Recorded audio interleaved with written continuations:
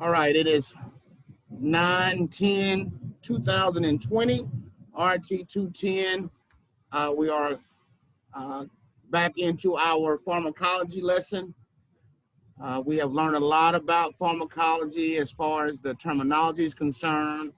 On yesterday, we talked about the different parts of the nervous system, whether they be sympathetic or parasympathetic nervous system, and what are the reactions when the body reacts to those systems, right? All right. And so you had some drugs that you should have been studying last night, which are some specific sympathomimetic drugs that we'll be dealing with. Bronchodilators, right? Sympathomimetic, AKA bronchodilators, right? AKA adrenergic bronchodilators, sometimes called catecholamines, okay? So make sure that you study those basic drugs, right? Those specific sympathomimetic drugs that we talked about. We also got into the next category of drug, which was xanthines. And those xanthines were the drugs that blocked the effects of phosphodiesterase, right? Phosphodiesterase, we said, comes in post-stimulation. So after the receptors are stimulated on the sympathetic nervous system side, right? Specifically the beta-2 agonist drugs that hit that beta-2 receptor and stimulate bronchodilation, right? After that stimulation, phosphodiesterase comes on the scene and will then convert that 3,5-AMP down to 5-AMP and go back to normal tone, okay? So when we start off, we have whatever is the issue that causes, we start off with normal tone, right? Normal tone. This is a normal smooth muscle. You can see this is the bronchiole, and these are the ligament bands that are on there that will squeeze or dilate. And so this will be normal tone. Whatever the reason that you have an asthma attack or a bronchospasm, right, will cause you to go down like this, right? Bronchospasm or constriction, bronchoconstriction. And so then we would give a specific short-acting sympathomimetic drug to open you up, right? And so when we give albuterol, for instance, or Bronchosol, metoprolol, Xopenex, any of those that you learned on yesterday, they will facilitate bronchodilation, right? By converting ATP into cyclic 3,5-AMP by the activation of adenylate cyclase, okay? When that happens, the body then, the ATP will turn into cyclic 3,5-AMP. That cyclic 3,5-AMP equals bronchodilation, okay? We then have bronchodilation, right? Much larger than normal tone, okay? And so after that, phosphodiesterase wants to go back to normal, which is okay, okay? That's a normal response after bronchodilation is to go back to normal tone. And so phosphodiesterase will take that 3,5-AMP and break it down to just 5-AMP, and that will take us back to normal tone, right? But if we don't want that to happen, then we can use a category of drug called xanthines, sometimes called methylxanthines. You may see it either way, okay? But xanthines will block the reaction of phosphodiesterase. So it will be an antagonist, right? An antagonist of phosphodiesterase. And so then if we take those methylxanthines such as theophylline and aminophylline, right? They will stop phosphodiesterase from going back down to normal tone. So we talked about those two drugs are xanthines, and then how we give a loading dose, right? We give them a nice amount first, and then in order to find out if it's still in the bloodstream, we will check what's called a serum blood level of the theophylline or the aminophylline. We will see how much is still in the blood, okay? So make sure you look at the lecture from yesterday to find out what is the therapeutic level of xanthines that will be in the body, okay? Do you remember? Ms. Taylor, do you remember? Does anybody remember the therapeutic level for methylxanthines? Methylxanthines. When we give a loading dose of theophylline, we have to check it periodically to see that the level is still what? The range. I think it's, I don't know if it's, is it 10 to 20? It's something like that. You remember the range? Okay. And there will be a therapeutic range, okay?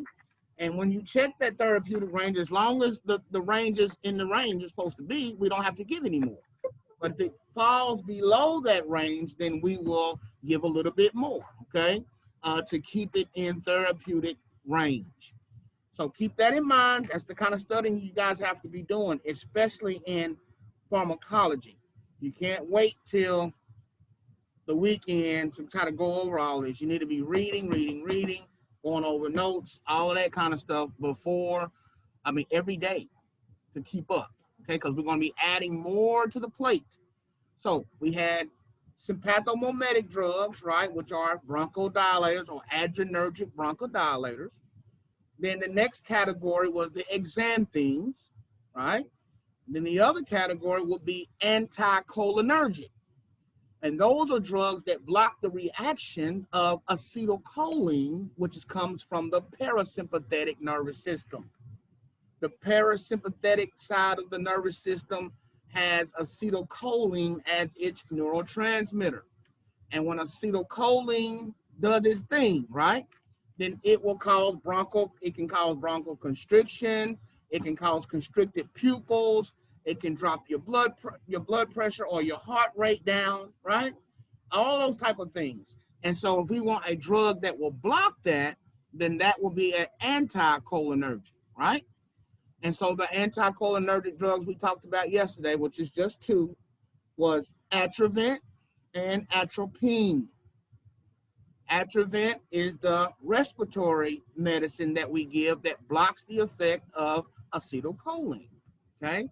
And we said that due to the synergism or potentiation, we can give albuterol with the Atrovent together in what's called a duo-neb or combivent, right? When we give them together, they enhance the effect. So the Atrovent, which is the anticholinergic drug, will enhance the effect of the sympathomimetic drug, which is albuterol, right? So the albuterol will open us up, and the Atrovent will keep us from constricting. So you have two different types of medicine working for the end game. Remember, the end game is to have as highest levels of 3,5-AMP, because 3,5-AMP gives us bronchodilation. Okay? Now, we talked about some of the side effects yesterday on the adrenergic bronchodilators. We have systemic side effects like nervousness, tremors, fear, anxiety, things like that. Nausea maybe, but then we have cardiac side effects, and some of the cardiac, you can just move that out your way, it's fine, just push it over this way. The cardiac side effects were like palpitations, tachycardia, increased blood pressure, things like that. So make sure you know your side effects for those drugs, okay? So after that, we said today we're going into the corticosteroids. That is another classification of drugs, okay? So we had the sympathomimetic or adrenergic bronchodilators, we had the anticholinergic drugs, we had the methylxanthines, right? And now we're going to talk about corticosteroids, inhaled corticosteroids. And we said yesterday that steroids are used to treat inflammation, right? So all of those words that have itis at the end of it mean inflammation. So when our lungs have inflammation, like bronchitis, when the bronchioles are inflamed, right, they can become swollen due to the inflammation. And the inflammation can derive from things like something you inhaled. It could have been a cologne, or it could have been a chemical that you were using to clean. Then all of a sudden, you had a bronchospasm, okay? That can come because you had an inflammation of your bronchus or your bronchioles, which is bronchitis, right? So for that reason, we would give not only maybe a sympathomimetic drug, but we would also want to include something for inflammation that will bring the inflammation down, okay? So let me share my screen to the lesson plan so we can continue on where we left off.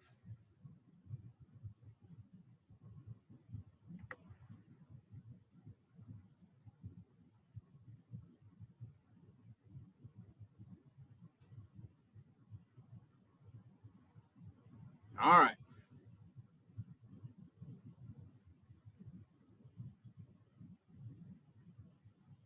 Corticosteroids. Let me share my screen.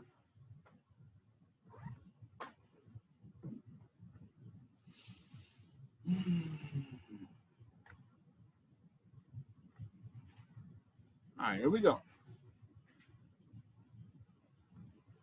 The corticosteroids are used in the management of inflammatory process, usually associated with asthma, bronchitis, reactive airway disease, and other pulmonary disorders. There's several different types of diseases that could have a symptom of inflammation, okay? Steroids or corticosteroids are administered orally or aerosolized. What is the suffix or the prefix that means oral? What is oral? What word means oral? What's the abbreviation for something that is taken orally? Abbreviation. It's abbreviation for the word, or for the abbreviation that means something is taken orally. If something's taken orally, it means it's taken what? There's some letters you should know. By mouth, P-O. Good. So corticosteroids can be given aerosolized or PO. Okay? Aerosolized or PO. Remember, the method at which the drug is given is its pharmaceutical phase, right? The pharmaceutical phase, whether it's given orally, by IV, which is intravenous, intramuscular, IM, right? Subcutaneous, orally, or topical, right? Which one is the fastest? Which pharmaceutical phase is the fastest? The fastest. IV. Huh? IV. IV. IV will be the fastest way. No. I said faster than on your skin and faster than in your mouth, but not the fastest. The fastest way, or the fastest pharmaceutical phase, is IV. Thank you, Judith. The second fastest is what? Inhale. Okay? And the majority of our medicines are given inhale, right? Then we said that PO was down in there. You don't have to know the whole list. You just need to know that IV is the fastest and aerosolized or inhaled is the second fastest. Well, our corticosteroids can be given both ways. Now, for instance, prednisone. Prednisone is a steroid that's given by mouth. It's usually given as a pill, okay? A lot of people take prednisone for inflammation, prophylactically for asthma, right, to keep the inflammation down, especially if your asthma is inflammatory, right? And so other reasons that you can take oral steroids would be just any kind of other issue that the doctor sees fit, right? But we also take them inhalation or aerosolized. And so now we're going to talk about some of the drugs that go under the category of corticosteroids. So when you guys are making your notes, you need to make sure you have the category and the drugs, category drugs. So your sympathomimetics will be all of those bronchodilators, right? Then you have your exanthemes. You got 2 drugs for exanthemes. Then you had anticholinergic. There were 2 drugs right there for anticholinergic that we learned. All right. And then today we're talking about corticosteroids. Now you're going to have a nice little list of drugs that are steroids. Okay. You got to know the trade name as well as the generic name and how it does what it does. Okay. Now, I had a student that asked me a best way to understand or remember how the receptor effects. The best thing to do is to just write the information of the drug. On one side of the card, you can write the trade name, okay? And on the back, you can write its generic name, its receptor effects, its concentration, and the dosage, all on one side. That way you look at the drug, you say that drug and turn it over, all of the information to that drug is there. That's how you can remember, okay? There's no trick or little cute way that I know of to help you remember the drug. Now, if you find one, that's fine.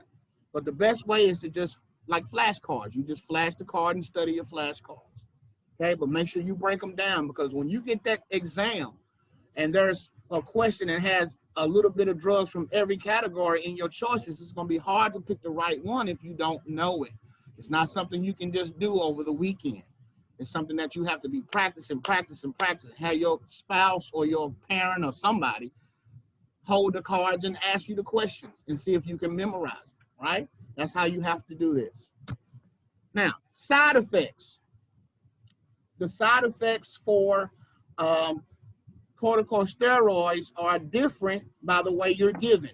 So inhaled has some side effects, and systemic, that means by mouth, right? That means in the system, has its side effects. So let's look at the side effects for inhaled. Oral candidiasis, which is thrush, right? If I give it inhaled and they don't wash their mouth out, they can get thrush in the mouth. So whenever you have a patient that is taking aerosolized steroids, you need to tell them to rinse their mouth out after the treatment. Number 2 is throat irritation, right? And number 3, dry mouth. Those are the 3 side effects for inhaled corticosteroids. Now, what if I take them by mouth? If I take steroids as a pill, like prednisone, then some of the systemic effects would be Cushing Syndrome. Cushing Syndrome, and you can look that up to find out exactly what that is in detail. But you won't, Cushing Syndrome, that's one of them, right? Immunosuppression. That means you knock down the drive of your immune system, okay? That's why we have to be careful when we give patients steroids, because their immune system is not working as strong as it would be. It kind of knocks it down, okay? So think about it. People who have lupus or people who have arthritis, right, itis, they take steroids, okay? And if they take those steroids, yeah, it's going to take down the inflammation, but it also knocks down their immune system's fighting ability, and they're more susceptible to foreign parasites, okay? So the normal little flu that they might, or common cold that they might inhale, that the body fights without you even knowing it, if you're on a steroid, you might get sick more with those common germs because your immune system has been knocked down, okay? So it's kind of a catch-22. Do I want to get rid of this joint pain from rheumatoid arthritis or regular arthritis or bronchitis or whatever, and then I might be susceptible to that, or do I want to keep my immune system strong, but go through the pain, right? So it's kind of a weighing thing. Number 3, diabetes. People who take oral steroids become more susceptible to developing diabetes. All right, let's look at the aerosolized steroids. So these are some drugs you need to know. Dexamethasone. Dexamethasone is the generic name for Decadron. Dexamethasone. is a aerosolized corticosteroid. That's the generic name. The trade name is Decadron. How is it given? It's given as a metered dose inhaler, MDI, okay? And they say it provides 84 unit grams per inhalation, okay? What is the dosage? 3 to 4 puffs, 3 to 4 times a day. Do not exceed 12 puffs in a day, okay? That is dexamethasone. Now, Decadron is one of the most common ones that you'll see, okay? Decadron is given a lot. It knocks down a lot of different issues that you may have. If you have issues and you have inflammation, hard to breathe, you're stiff, all kind of issues like that, they give you a couple of doses of Decadron. It usually knocks it out really quick, okay? And it's given as a MDI. Now, I'm going to show you, as we talk about these things, I'm going to show you kind of how these different devices look, okay? So let me stop the share. This is an MDI, a metered dose inhaler. Metered dose inhaler. You have the medicine canister, right? This is the medicine canister, and it goes into a little pumping device, all right? This is one type. It will go in like this, and the patient will squeeze it, and a mist will come out, and it will be a metered dose amount. Every mist or every squirt will be the exact same dosage, okay?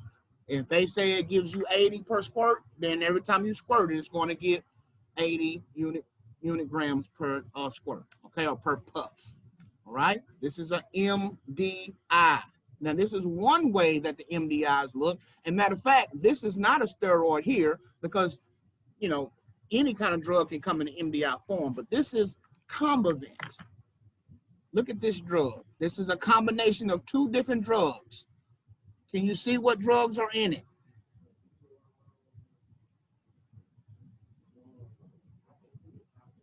Okay. Ipratropium bromide and albuterol. Okay.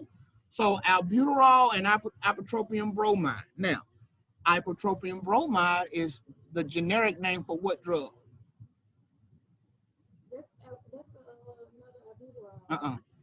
Albuterol is the generic for albuterol. These names here are in the generic names, okay? Combivent is the trade name for 2 drugs that are given together. Ipratropium bromide and albuterol. Now, ipratropium bromide is the generic name of what medicine? Ipratropium bromide is the generic name for what medicine? Got to be in those notes, breaking these note cards, studying, drilling, because it's a lot of drugs, y'all. Atrovent, not atropine, but Atrovent. So ipratropium bromide is a anticholinergic drug whose trade name is Atrovent. Okay, we give albuterol and Atrovent together in either a duo-neb, remember I said that yesterday, a duo-neb in the breathing treatment, right, or in the aerosolized, or MDI form, it's called Combivent. There it is right there, Combivent. 2 medicines in an MDI. Yeah, it was a duo-neb. I showed you a duo-neb, I showed you a racemic epinephrine, right? But this is an MDI. I'm going to show you another MDI, and then I'm going to show you a spacer. Another type of MDI that you may see, they get fancy, right? This also is a MDI, right? The medicine would be here. This would be the medicine canister inside of the device. And this is a nice little, it's pretty expensive. What they do is you turn it and you hit the button and a mist comes out, okay, for each dose. So you turn it, hit it, turn it, hit it, right? Turn it, hit it.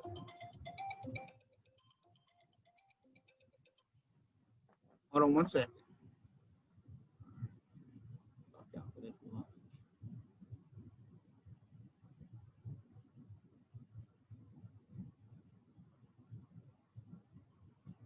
All right, so that is another type of MDI.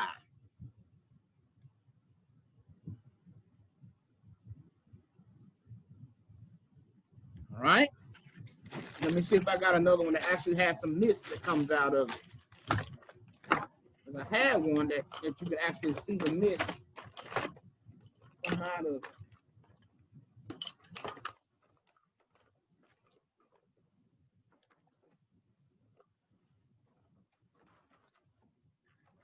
Let's see if this is the one. Let me see.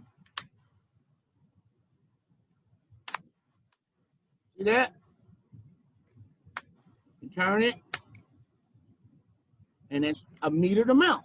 That whole little mist that you just saw is whatever it says it is, right? How much it is every time, okay? And they tell you this may have 100 doses, right? So if you have one of these, you might have 100 doses, and it keeps a little counter on it to let you know, hey, you got about 10 doses left, or you got 2 doses left, right? So this is an MDI, right? This is an MDI. This is an MDI, right? They're all the same, right? Just different medicine. This happens to be Beclo Methazone, which is a steroid. This is Beclo Methazone. Beclo Methazone. It just fits right into here, right? You take the top off here and you squeeze it. Every time you squeeze it, it's going to give you whatever the dosage says it gives you per puff. Okay, these are all MDIs, and if you're here, you can play with them and look at them. That's why I encourage everybody to be here if possible. All right, this one, what kind of medicine? This is an MDI as well, but what medicine is this one? Albuterol. This is just straight up albuterol, no mix. Medicine canister, it goes into the little device and you squeeze it. 2 to 4 puffs, whatever the medicine says to do, right? Okay, now, we give our medicines that are MDIs in what's called a spacer, okay? Because what did we say happens to aerosol particles? What are some of the factors we said that determine how much penetration and deposition you get for aerosolized particles? What's one thing? What is one issue with penetration and deposition of an aerosol? What's one thing that can make you penetrate more or less? What are some of the issues? Go ahead, Judith, what you saying? Time. The time? Yes. No, that's for humidity. I'm talking about penetration and deposition for that aerosol to get all the way down into the alveoli, right? That's what we want. Oh, you talking about like how you want like aerosol? Like the surface area? Not the surface area. What are some factors that influence penetration and deposition of an aerosol? Micron size. So size, right? If they're real big, they're going to deposit early, like in the mouth or in the throat. If they're too small, right, then they go all the way in and come all the way back out. So the therapeutic range for the size of the particle is 1 to 3 microns. You got to remember that. But not only the size, but what about how you breathe, right? If I breathe this MDI like this, everybody look at this, and I say, is that going to get all the way to my lungs? It's going to slam into the back of my what? Inertia, inertial impaction. That's another thing that will cause it not to make it, right? You have to remember these things because this medicine is an aerosol, right? It's MDI, but those are aerosolized particles suspended in air. And we want them to get all the way down to the magic, right? The parenchyma of the lung or the respiratory bronchioles. That's where we want it to get. So the way they breathe is important. The size of the particle is important, right? And what do we say the best way to tell your patient to breathe? With aerosol. How do we tell them, how do we coach them to breathe? Slow and deep with inspiratory hold. Good, Rayana. Yeah, you too. Slow and deep with an inspiratory hold, right? So sometimes that's hard to explain to some patients. So we use what's called a spacer. What this spacer does, you put the MDI inside the spacer like this. Squeeze it, and now the medicine is not in this one little hole right here, orifice, but it fills the whole chamber, right? They put their mouth here, slow, deep with an inspiratory hole, and they get more of the medicine down into the lungs, okay? A spacer is very, very helpful, especially for children. You know, you can't hardly tell a child how to do something like this, so they would use a spacer, but for a child, we might want to use one like this, right? A spacer like this, which kind of has a cushion on it, where we can put it against his little nose and mouth, right? And so we would take the medicine, put it on this side, squeeze it, and put this over your kid's face, and then he'll just breathe, right? It's nothing leaking out like, you know, this one would, and it covers the nose and the mouth, right? Nice little soft cushion. This is a spacer. We use spacers with MDIs only, okay? Spacers with MDIs only. So if they say, what is a device you can use with an MDI to ensure better penetration and deposition? You would say spacer, okay? Spacers come in different shapes and sizes and colors, right? This is a spacer, right? It even has directions on it of how to use the spacer. Oh, okay, it's called a chamber too, right? Yeah, you can say a chamber, yes, an aero chamber. This one's called aero chamber. This is also an aero chamber. This one's called aero trach, right? They all spacers, okay? They're all different types of spacers. Their whole job is to ensure better penetration and deposition of MDIs. That's it. So MDIs is a way of giving respiratory medicine, okay? This is one way, okay? MDI.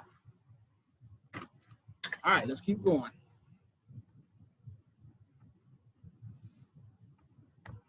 I also you have a PowerPoint that shows you all of these different ones I'm talking about as well, okay? So make sure you're looking at everything in your notes. All right. So dexamethasone is the first aerosolized steroid that we use as an MDI. It says it provides 84 unigrams per puff. The dosage is 3 to 4 puffs, 3 to 4 times a day. Don't exceed how many? Don't exceed how many in a day? 12. That's dexamethasone. All right. The next aerosolized corticosteroid is Beclo Methazone dipropionate. Beclo Methazone dipropionate. That is the generic name for Vanseril or Beclovent. All right, so dexamethasone dipropionate is the generic name, and it has 2 trade names, Vanseril and Beclovent. It's also an MDI, and it gives 42 units per inhalation. We give 2 puffs, 3 to 4 times a day, not to exceed 12 puffs for this one as well. All right. So look at this one.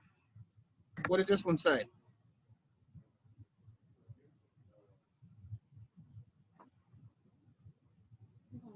You can't see it?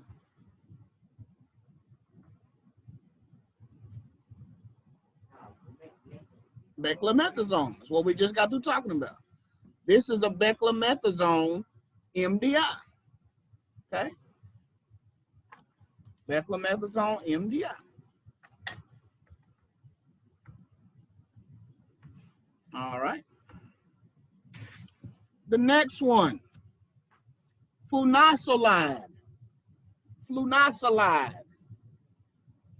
Flunocylide is a inhaled corticosteroid whose generic name is flunocylide and the trade name is Aerobid. Aerobid. This MDI provides 250 unigrams per inhalation.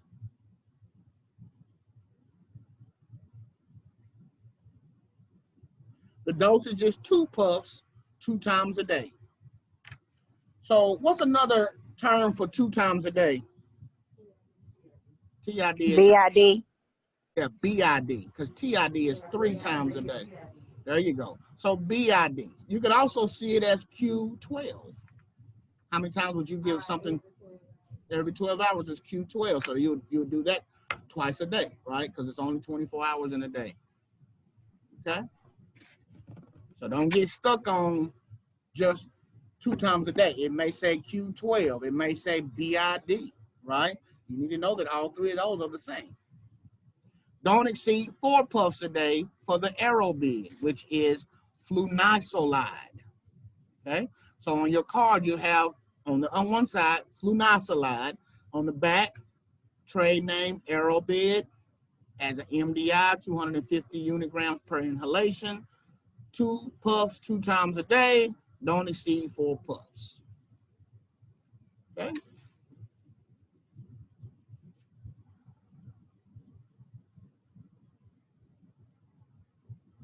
The next one is trimisolone acetonide. These some crazy names, right? Try what? Try what? Trimisolone. Okay, what's the second one then?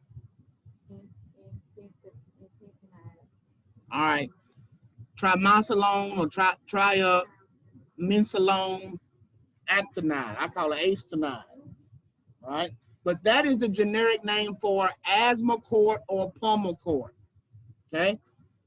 Pulmicort is one of the most used aerosolized steroids that you use right now in the hospital. Pulmicort. We give Pulmicort a whole lot as a steroid in the hospital. Asmacort or Pulmicort. So I might say Pulmicort is the trade name for which one of these medicines, right? Now I have a bunch of medicines. You need to know that that's the trimisolone acetonide. All right? You need to know that, right? I may say Pulmicort or I may say Asmacort. They're both the same medicine. The dosage is MDI at 100. I think that's either micrograms or unigrams. Is that micrograms or unigrams? I think it's micrograms. This right here, this little U with the down arrow. Huh? Unigrams. Okay. Yeah, I was just making sure. You know what I'm talking about. 2 puffs 3 to 4 times a day. Don't exceed 12 puffs. All right. Couple more before we take a break. The next one, fluticasone. Fluticasone propropionate. Fluticasone propropionate is the generic name for Flovent. I said the second one wrong. Did I say it right? Okay. It's there, there's some. That's why you got to study this stuff, guys. You got to look at it because even now it's hard to pronounce some of them. Okay, but fluticasone propropionate is also known as Flovent. Flovent is the trade name for fluticasone propropionate. Proprionate. Right? Flovent. Flovent is given as an MDI. It's either in 44, 110, or 220 unigrams per puff, right? So it's got several types. The dosage is 2 puffs of the 44 2 times a day for mild asthma, or we give 4 puffs of the 220 2 times a day for severe asthma patients. Okay? So depending on how strong or how severe your asthma is, the doctor will order one of these strengths, right? Either the 44 or probably the 220. All right. So those are the aerosolized corticosteroids. So that's that class, right? We're talking about corticosteroids, and the corticosteroids either have aerosolized or oral. I just gave you all of the aerosolized ones. Now I'm about to give you the oral one. The oral steroid is prednisone. Prednisone. What does prednisone do? Its action is to reduce what? Inflammation. It also has potentiation of sympathomimetics. So sometimes if we give a sympathomimetic drug, we can give prednisone with it, right? They can be taking that oral and then take a breathing treatment. They kind of work together well, okay? Potentiation, you got to remember what potentiation means. That's one of your vocabulary words for this section, okay? A lot of people who have asthma will be taking oral steroids as well as breathing treatments, okay? And they usually take those, you know, over some time. Huh? Yeah, if you have an allergic reaction to something, you can take a steroid. That'll help get the inflammation down quickly, okay? The dosage. Just like the methylxanthines, steroids have to be given as a loaded dose when it's oral. Oral steroids are given a loading dose first, and then maintenance doses to keep you at the level that they want to see in your blood, okay? So the loading dose is about 4 milligrams per kilogram of body weight. That's how we determine how much steroid to give you, all right? So if the patient, Mr. Johnson, if he weighs, let me get my calculator. If Mr. Johnson weighs 98 kilograms, then how much milligrams will his loading dose be? If he weighs 96 kilograms, what will be the loading dose of oral prednisone that you would give him?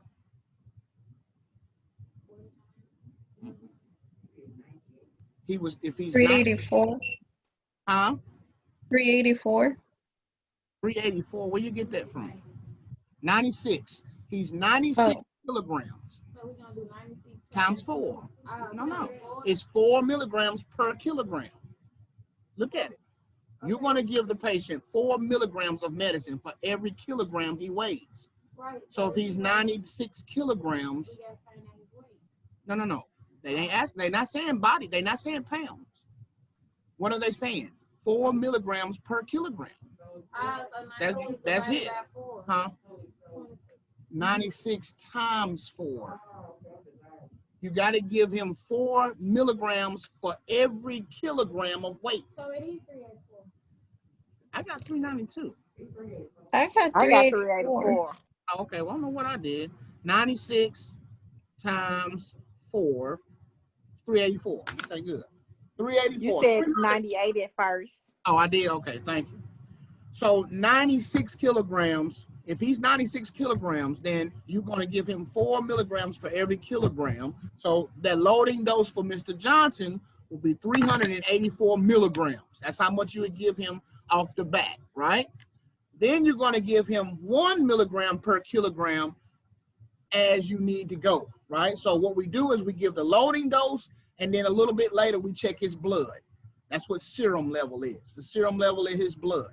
So when I look at his blood, his serum level should be 100 to 150 per deciliter, okay? Which is 100 mLs per liter. So it should be 100 to 100 micrograms, right, per deciliter.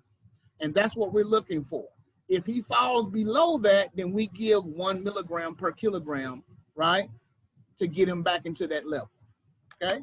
So that's all you need to know, is that the loading dose is 4 milligrams for every kilogram of body weight, right? That's a loading dose. That's what we mean by we dope you up with it first. And then we look at your blood levels to make sure you have good levels of prednisone in your blood, right? If I stick your blood and the nurse sticks his blood and she checks the serum level of prednisone and it's less than 100, then we will give some more. But the amount we give the second time will only be 1 milligram for every kilogram, right? So if we have to give him 1 dose of the secondary dose, the maintenance dose will be 96 milligrams, right? Because he weighs 96 kilograms. 1 milligram per kilogram maintenance dose. The loading dose is 4 milligrams per kilogram. The maintenance dose is only 1 milligram per kilogram, okay? So you give him those 384 right off the bat, come back about an hour or so later, get some blood from him, check his blood.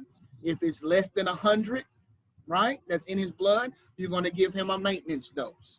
And the first maintenance dose you give him will be 1 milligram per kilogram. right? Which will be, if he weighs 96 kilograms, you're going to give him 96 milligrams of medicine. Okay. Now, you can give this over at what? 2 to 3 week period or long term to manage the patient's condition. Sometimes when people on steroids, they on steroids for a nice amount of time, okay? Especially if they're really symptomatic. If they really have bad inflammation, they're on steroids for a long time, but people stop taking them because steroids make you gain weight, they make you hungry, they knock down your immune system, right? All those things we just talked about. But, you know, it's one of those things you have to wait, right? But that's how we give prednisone.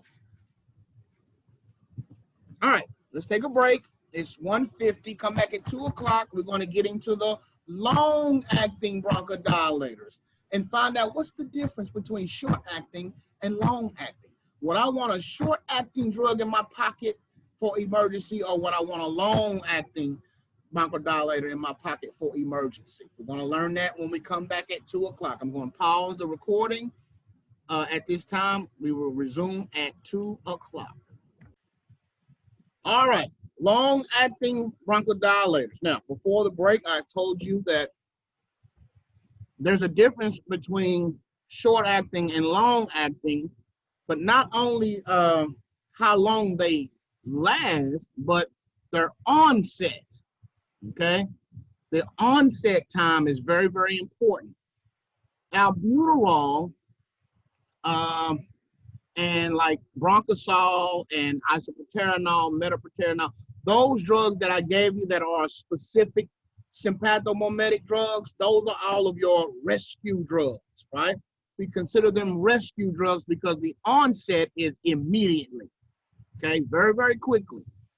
The long-acting bronchodilators they last a long time, but they take a while to kick in.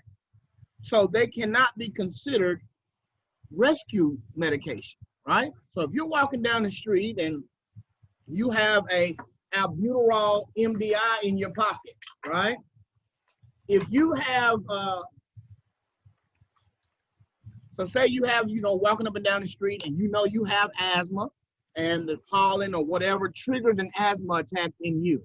If you have a bronchospasm, right, which in that case, your bronchiole completely closes up like this. If that happens, guys, you don't want a long-acting bronchodilator, okay? You don't want that. You want a rescue drug, which is your short-acting bronchodilators, okay? Now, I want you to write this down and remember, you have SABA and LABA. SABA, S-A-B-A. That's SABA. That is short-acting beta agonist drug. Short-acting beta agonist drug, also known as a rescue drug, okay? It happens, its onset is very, very quickly. So if you're walking down the street and this happens, you don't want something that's going to take an hour to kick in. If you're, can't breathe, you don't want to look for the drug like Atrovent. That's an anticholinergic. That's not a rescue drug. You don't want a steroid. That's not a rescue drug. You don't want a long-acting bronchodilator because that's not a rescue drug. You want your specific sympathomimetic drugs. And that's all the ones we talked about on yesterday as far as the sympathomimetic ones, okay? Your albuterol, isopril, metaproterenol, allopurinol, Xopenex, right? Those are your rescue drugs. That's the one you want to pull out your pocket because as soon as you hit a couple of pumps of that, you're going to immediately start to have bronchodilation effects, okay? Unless you are in a status asthmaticus phase. I also talked about that yesterday.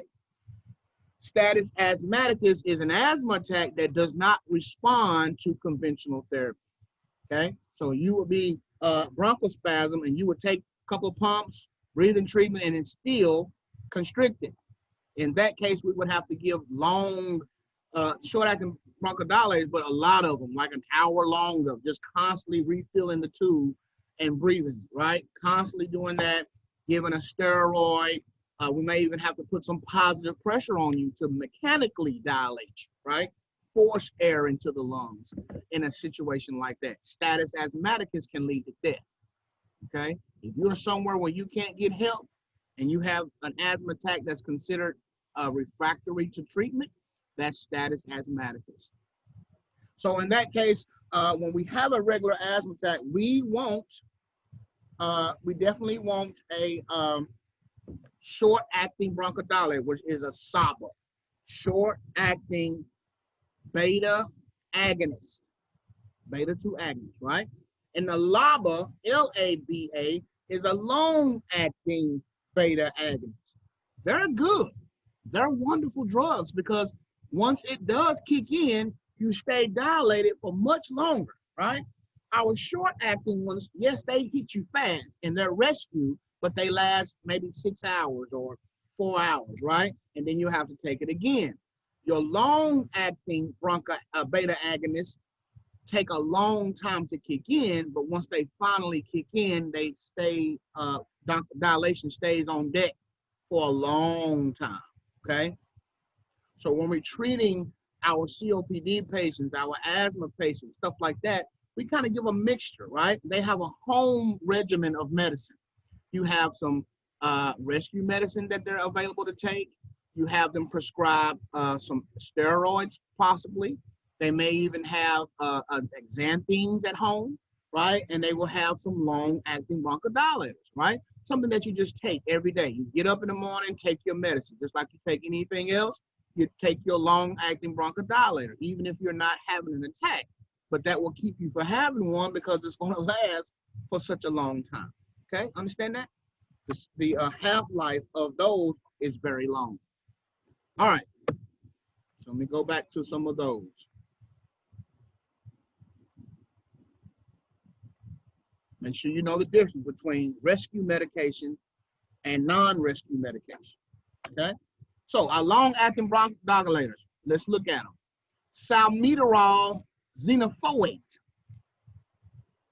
Salmeterol xenophorate.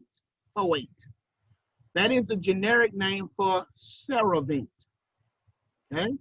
Ceravent is a long-acting bronchodilator whose generic name is salmeterol xenophorate. Sometimes it's just salmeterol, okay? Now this one is given in a couple of ways, a MDI or a DPI. Oh, okay. So a DPI is known as a dry powder inhaler. So it's a dry powder inhaler, okay? For instance, this is an example of a dry powder inhaler. This one. This happens to be a Pulmicort, right? It's also given as a DPI, right? And so what it is this turns, right? You turn it and it loads it, all right? Once you load it, you put this part in the patient's mouth and they take a fast breath in. And you say, well, Mr. McCarty, that's not slow, deep with an inspiratory hold. Slow and deep with an inspiratory hold is only for the aerosolized drugs. The DPI is powder, okay? So it's not gonna float. You have to force the DPI into the system, right? You'll have to force that in really fast with a quick, deep breath, right? So a DPI, also known as a dry powder inhaler, is used for certain medicines as well. I don't really know what made them use DPIs because it just doesn't seem like it would get to where you want it to go, right? But they have been shown to be very, very significant, right? Very significant. So this is a dry powder inhaler. So this is one. I'll show you a couple of them. This one is also a dry powder inhaler in a discus form, right? In a discus. Many of you may have seen this at your family member's house or at the hospital.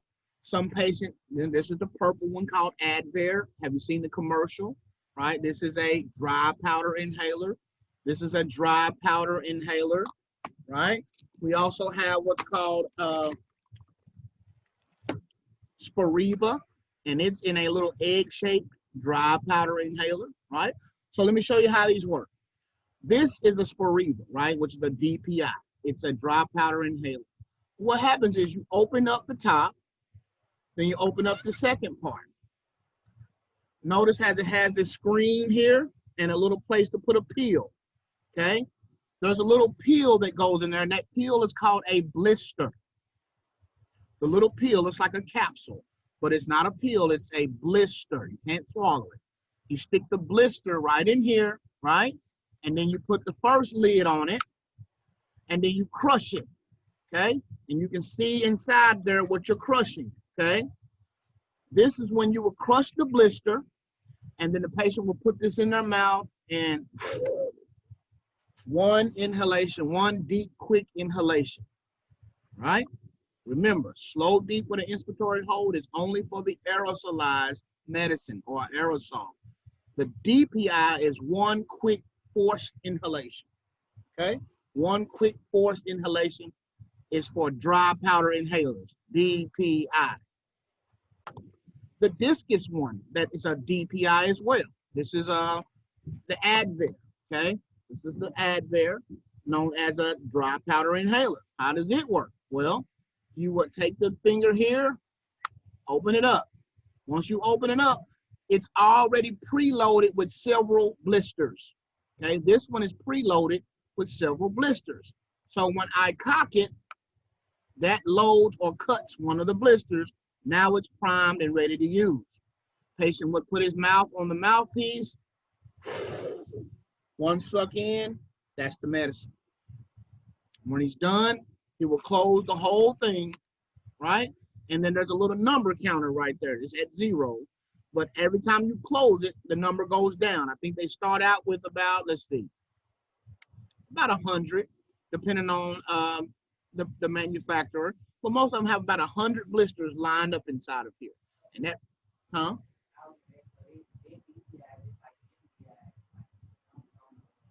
Yeah, some of the MDIs have numbers as well. Yeah, every time you pump it, the number changes. Yeah. But the DPI, the main thing that's different about the DPI and MDI is the DPI is a powder and the MDI is aerosolized particles. Also, the MDI's breathing pattern is slow, deep with an inspiratory hold. And the pattern for a dry powder inhaler is a one quick inhalation, okay? Because it's powder, it's not floating. You have to force it in to the lungs, okay? So that's this one. There are several types that you will see, and there are new ones that come out every day, right? This is called the Ellipta. This is an Ellipta DPI. Same thing. You open it up like that. And as soon as you open up the Ellipta, it's cocked. It's ready to go. A blister has been poked, and you just put this mouthpiece in the mouth and suck in. Where you see this red here would be the number counter. Of course, we've had this for years, so now it's down to 0, right? When it's red, it's empty, right? This blister here might be about $400 or $500, okay? $400 or $500 without insurance. Very, very expensive. Okay, and they hold a lot of blisters in there. So every time you open it, the numbers go down, right? Because every time you open it, you suck, and that's one of your inhalations. So this is a DPI. This is a DPI. Same with this one. This is also a DPI. This is a funny shaped one. Every time you turn it, right, it does what it does. And you, okay, these are DPI. So whenever you see that, that means dry powder what? Inhaler, okay? All right, let's keep on going.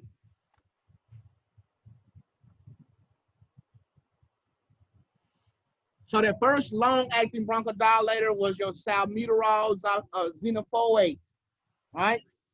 Trade name is Ceravent.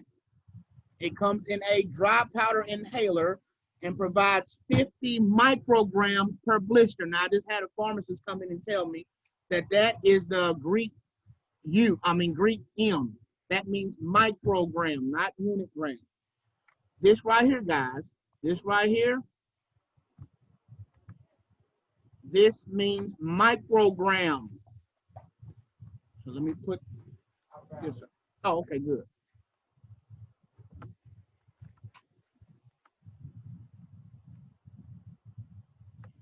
This is that symbol means microgram, which the pharmacist instructor came and told me because I asked. Okay, that's a microgram. So Ceravent is a DPI that gives you 50 micrograms per blister, right? We said the blister is the little peel that's inside of there that you break and it releases the powder, okay? It's called a blister, right? The dosage, 1 blister BID.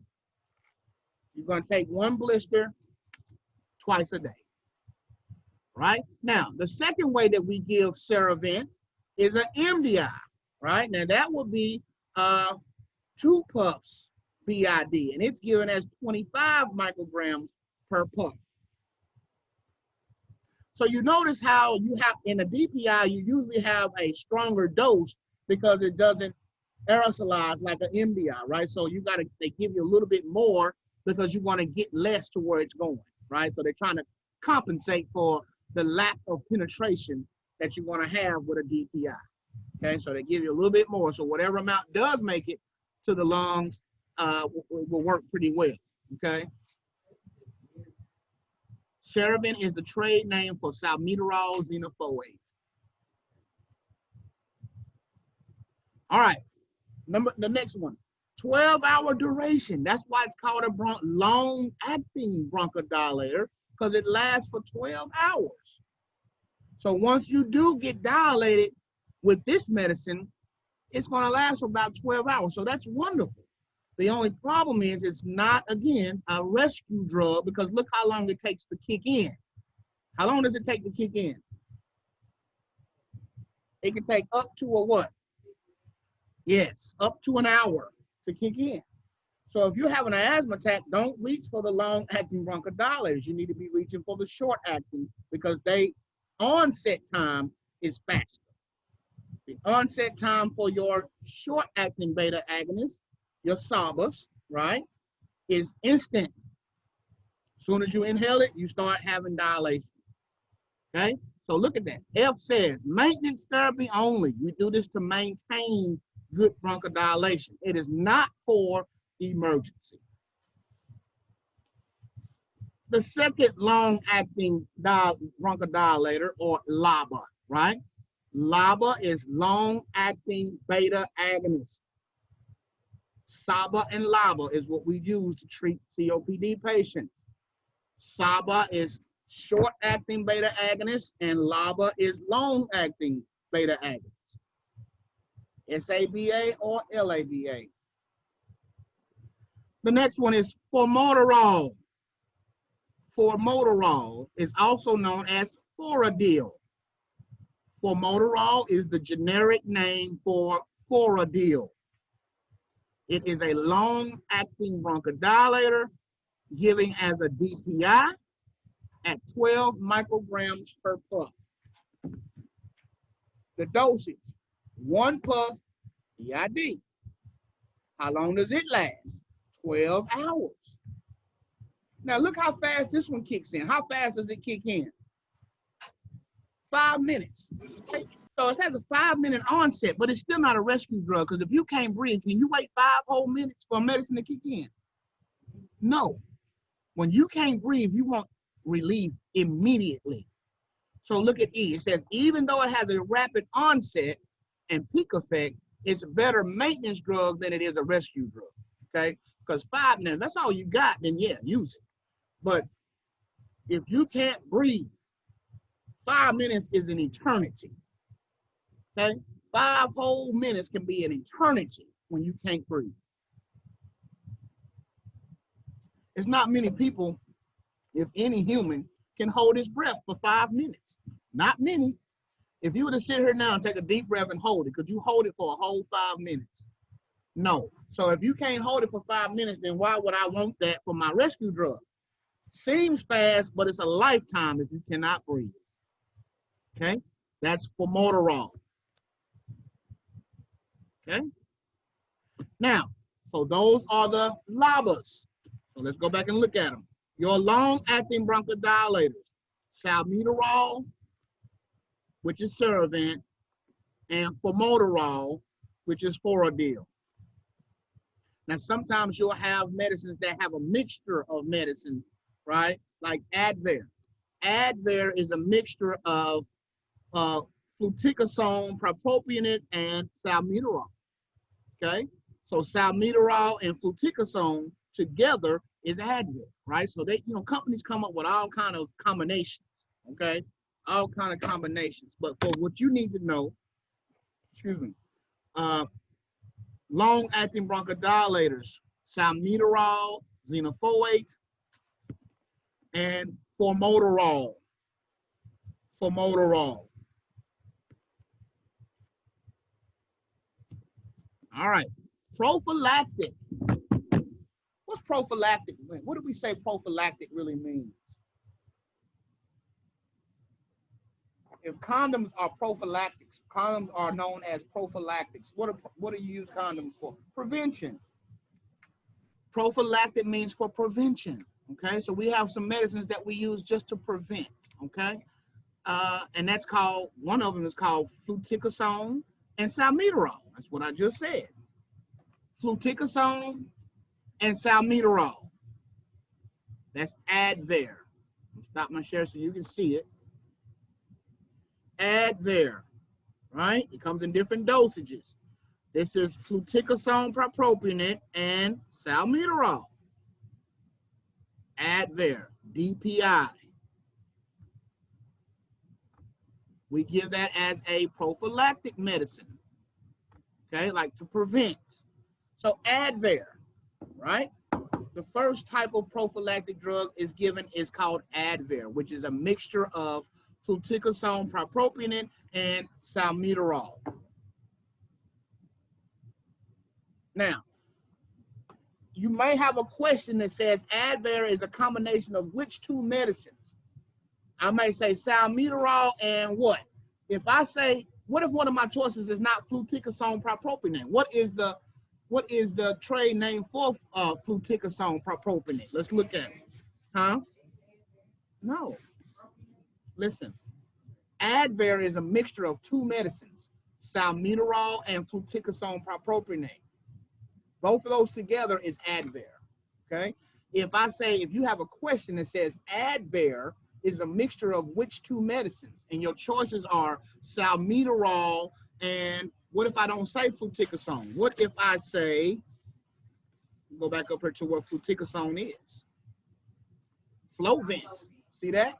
I might not say fluticasone, I might say salmeterol and flovent, right? If you don't know that fluticasone propionate is flovent, you're going to miss it.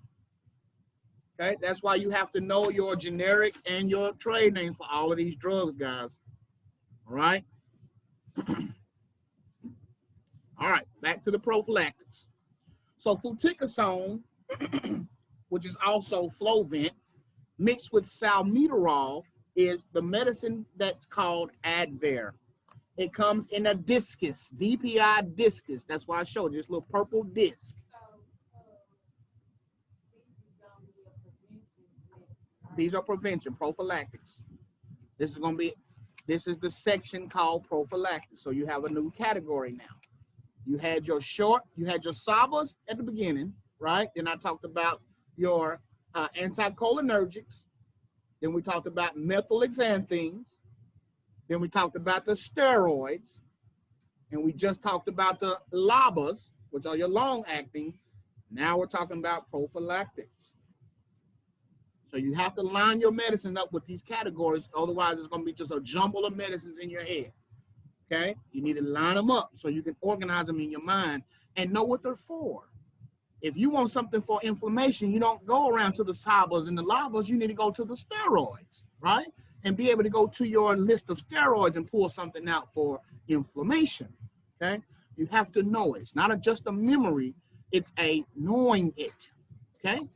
Because your memory will fail you, but knowing it won't, okay? All right. The next drug, well, let's look at the doses. The Dpi Discus, which is this Advair here, right? A discus, it looks like a frisbee. That's why they call it a discus. It has three strengths, either 100 micrograms of flovent with 50 micrograms of ceravent, or 250 micrograms of Flovent and 50 micrograms of Ceravent, or 500 micrograms of Flovent and 50 micrograms of Ceravent. Okay, this one in my hand happens to be 150. So this one in my hand is number 1.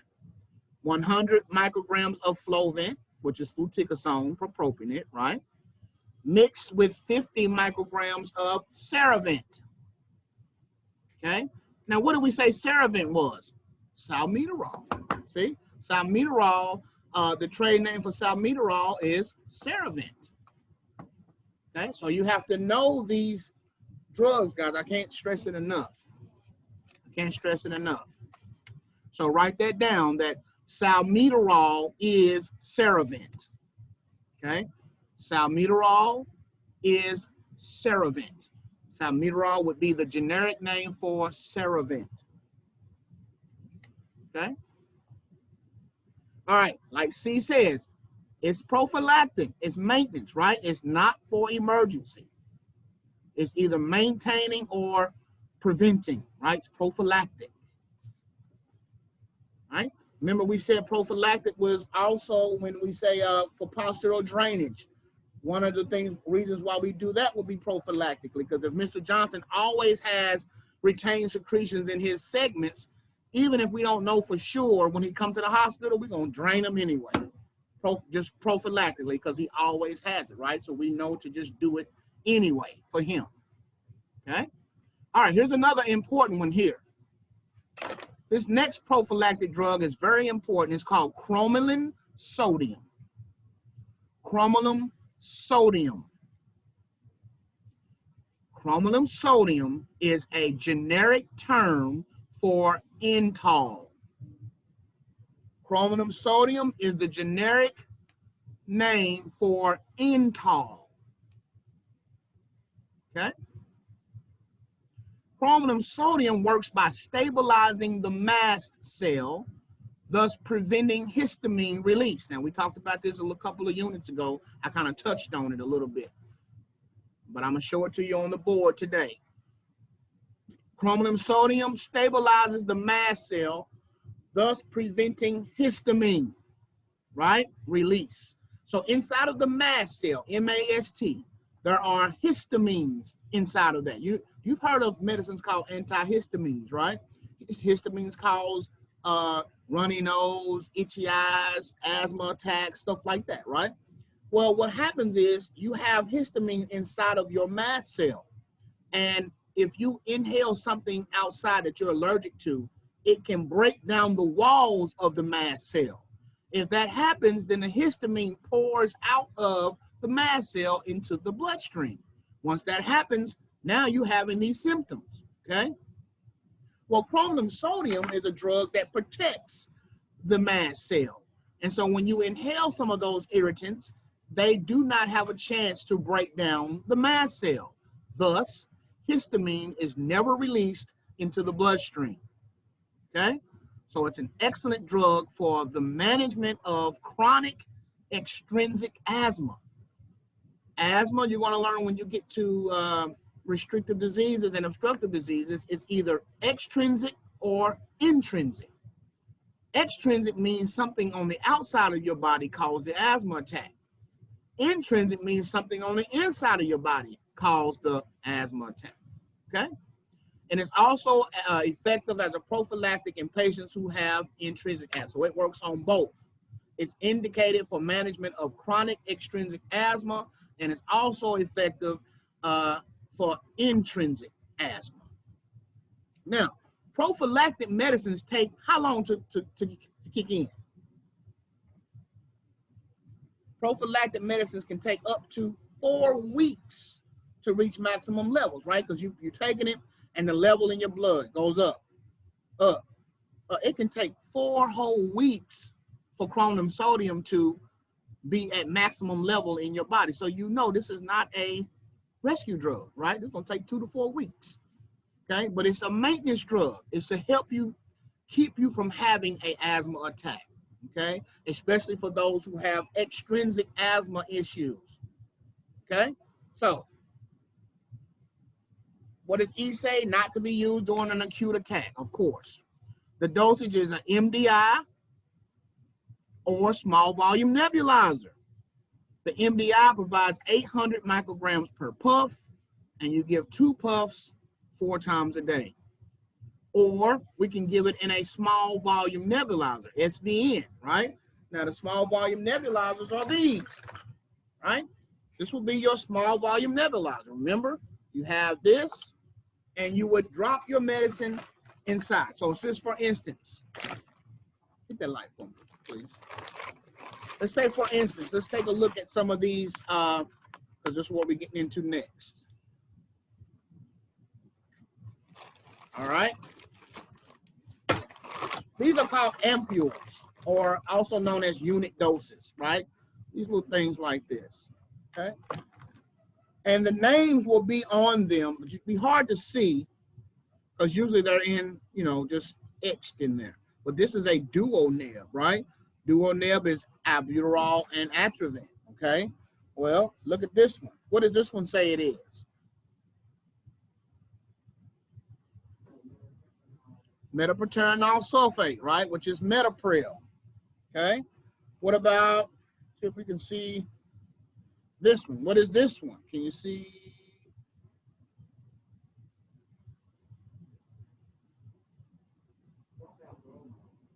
Ipratropium bromide.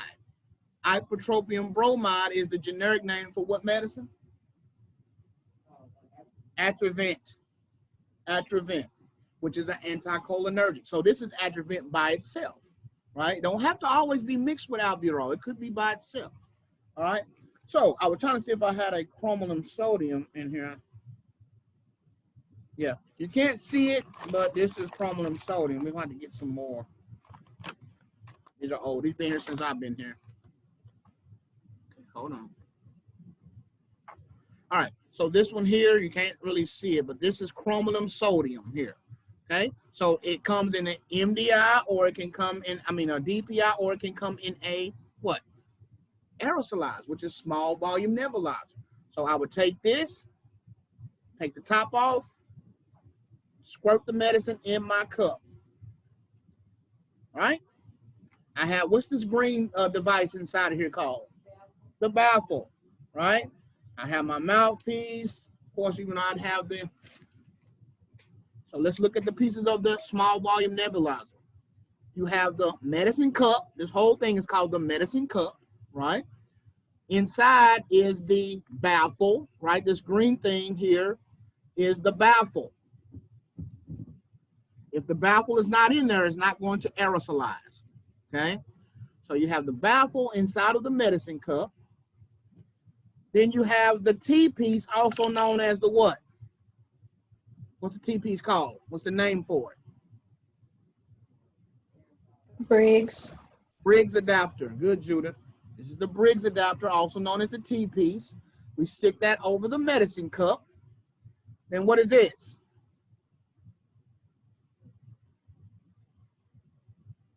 What is this? The what? Mouthpiece.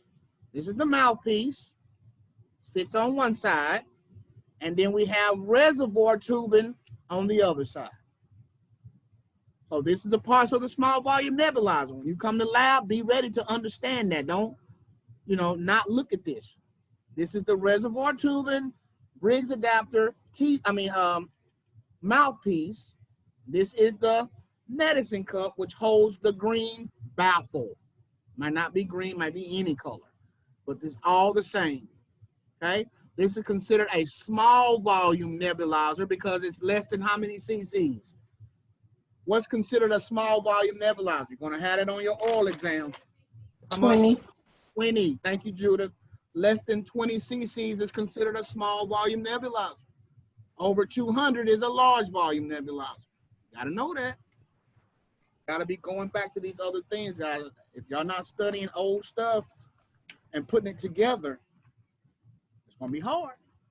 So this is a small volume nebulizer, right? Then you have your small bore tube into your flow meter, and they will take the breaths, right? Small, slow, deep, with an inspiratory hold, because it's aerosolized, right?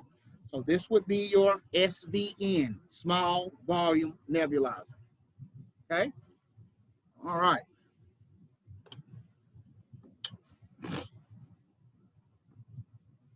So these are your little ampules that you would use. You just read it and tell you what this one is. So this is metapaterenol sulfate. What's the concentration of it? 0.4%, which is how many milligrams? What's the concentration in milligrams? 0.4. This is, look at it. 0.4. 40. No. 0.4% is how many milligrams? How much? 4. 0.4 times 10 is 4. 0.4 times 10 is 4. 4% would have been 40 milligrams. This is 0.4. 0.4. So percent times 10. If it's 0.4%, then it's 0.4 times 10. Okay? Notice how they have the expiration date. You might not can see it that well here. It has an expiration date on there. Let me tell you how long we had this. This expiration date on this one is August of 03. Okay? August of 2003 was the expiration date for this medicine. So we had it longer than that, right? January 07.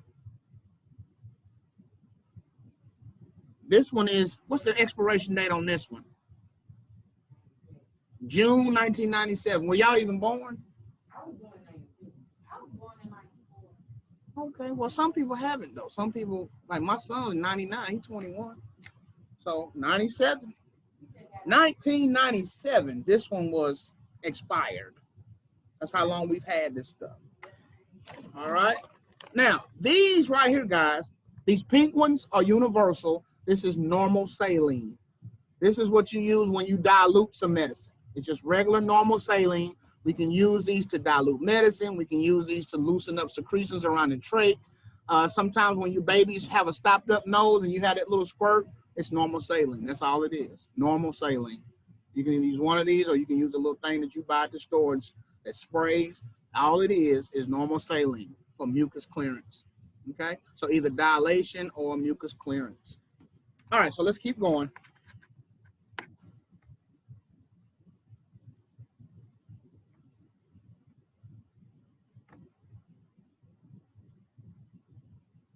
All right, so chromium sodium, very important. It's used to stabilize the mast cell. The mast cell is a cell in the body that houses histamine. When you are allergic to something, which is extrinsic, right? You breathe in animal dander or whatever what you're allergic to. If that breaks down that mast cell wall, then histamine triples out into the bloodstream. When that happens, you get all these problems. So that's why a lot of people take antihistamines, because that's all it does. It blocks the effects of histamine. Okay? This stuff is simpler than you think. Okay? So let's look at the mast cell in action. You also have a video. You also have a video in the canvas that says mast cell. You can look at it, a little quick video about the mast cell. Better than I can show. All right, mast cell.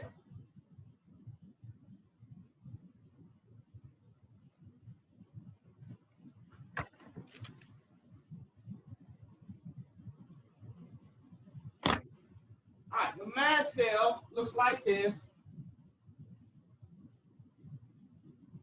All right, let's just say, for instance, we have our mast cell.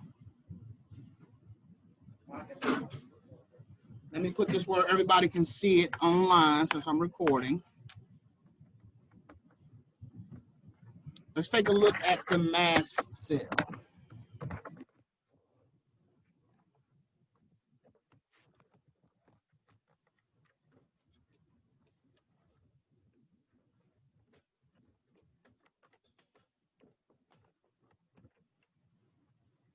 All right.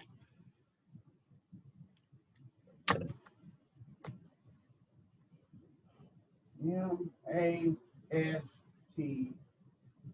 cell.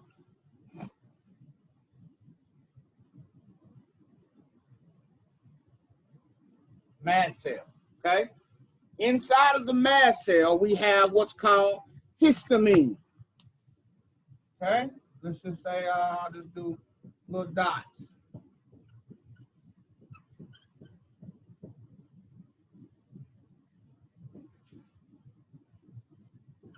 All right? These little dots is called, how you spell histamine? H-I-S what? T-A-M-I-N?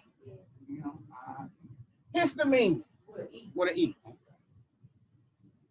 That's histamine. We all know that histamine can cause a problem. Once histamine gets into the system, you got runny eyes, watery cough, you know, stuffy nose, itchy throat, whatever your problem, depending on how severe your allergy is, right?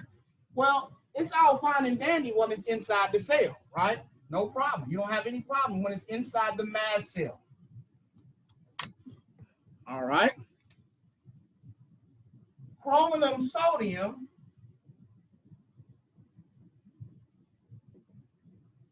is how you spell chromium.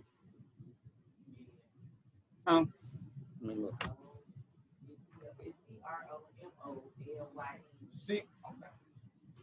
C-R.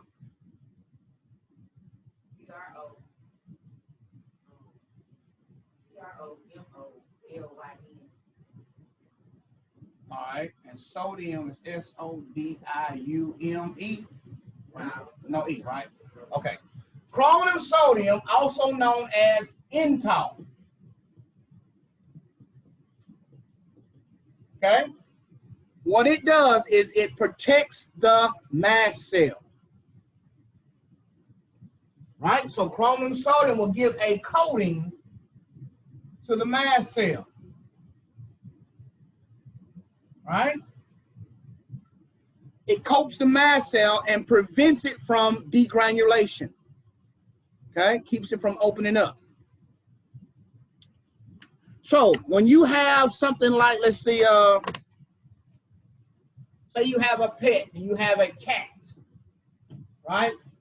Cat fur. You breathe it in and cat fur particles come to the mast cell.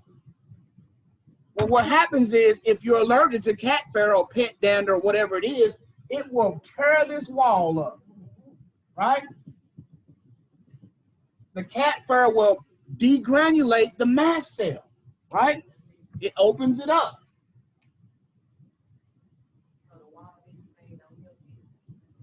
And I'm showing it before the wall. Yeah. Before you did the chromium sodium, let's just say you didn't have the chromium sodium yet, but you have cat fur, and every time you get around a cat, it breaks down your mast cell, right? So if that mast cell degranulates, what comes out of the mast cell? Histamine.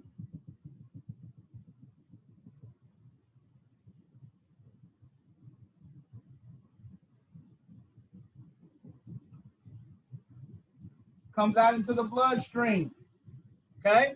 Once it comes out into the bloodstream, you got sneezing, coughing, eyes watering, itchy nose, runny nose, all those problems, right? Or asthma attack. Depending on how strong it is, most people have an asthma attack, which is bronchoconstriction, right? So if we want that not to happen, then what we need to do is take some medicine that will prevent that from happening. It protects the mast cell. All right? So that medicine is chromium sodium. So here's our cell again, wall. Now we have the chromium sodium all over the wall. Right?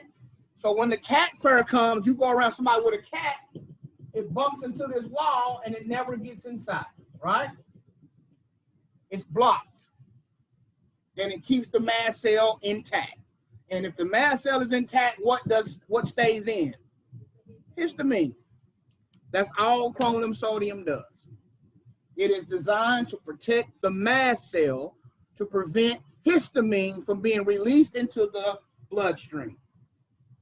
Got it? It's used for prophylactic treatment of asthma, especially extrinsic. That means stuff from the outside. Extrinsic means outside. So either pollutants, pet dander, dust mites, right? Things like that can cause an asthma attack. Some things on the inside that cause it could be stress. You can have an asthma attack because you're sad or you have a lot of stress. Crying, laughing. If you laugh somewhere, and somebody told a joke and you just start cracking up laughing and could not stop laughing, it can trigger an asthma attack. You can have a bronchospasm. Aspirin. Aspirin has been found to cause a lot of asthma attacks. So be very careful before you give somebody an aspirin. Make sure they're not sensitive to aspirin, because you can give aspirin to somebody and it causes a straight up asthma attack. Okay? All right.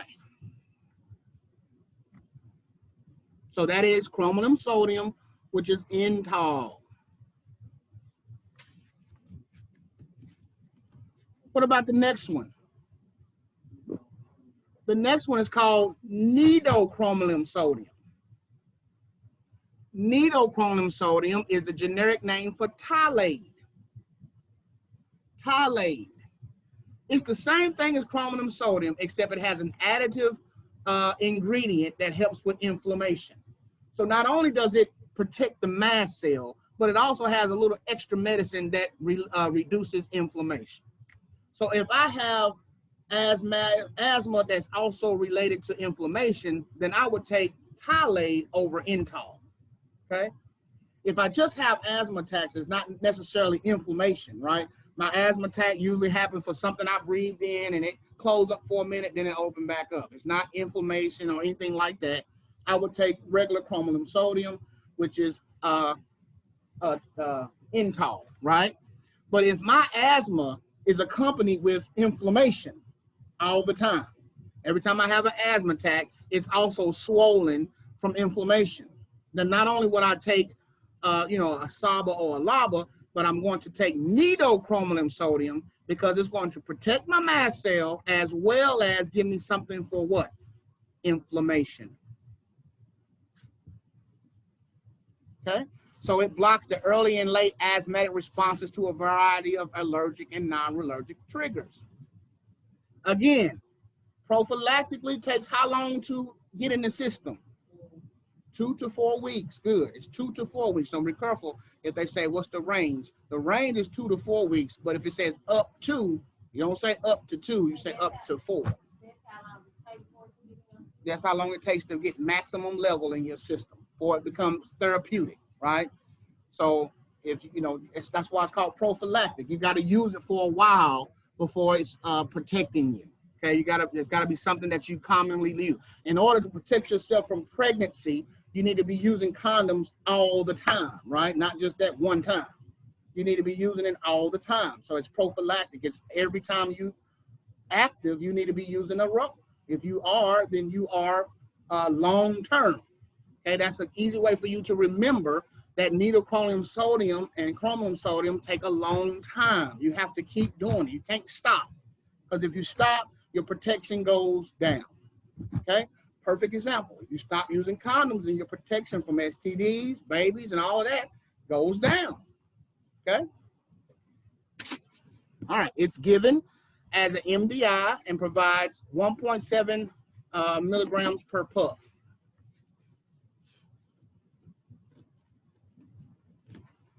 So that is our prophylactic drugs, just two. Two prophylactic drugs is chromium sodium and nidochromium sodium. You need to know that chromium sodium is Intol and nidochromium sodium is Tolade. Okay, Tolade.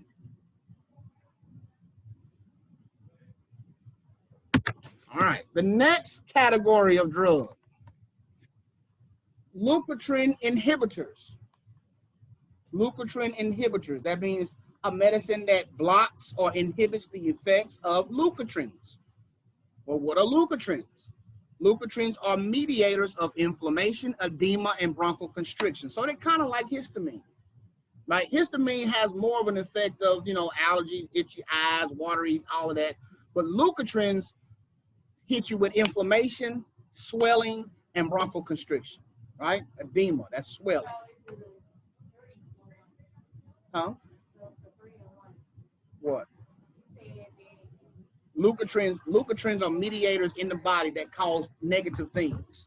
They can cause inflammation, they can cause edema, and they can cause bronchoconstriction. Histamine has a lot of different little things. They're kind of the same, right? Histamine and leukotrienes both are mediators that cause a problem. If they're let loose in the system, they cause a problem, okay? And we can take medicines that block histamines, or we can take medicines that block leukotrienes, right?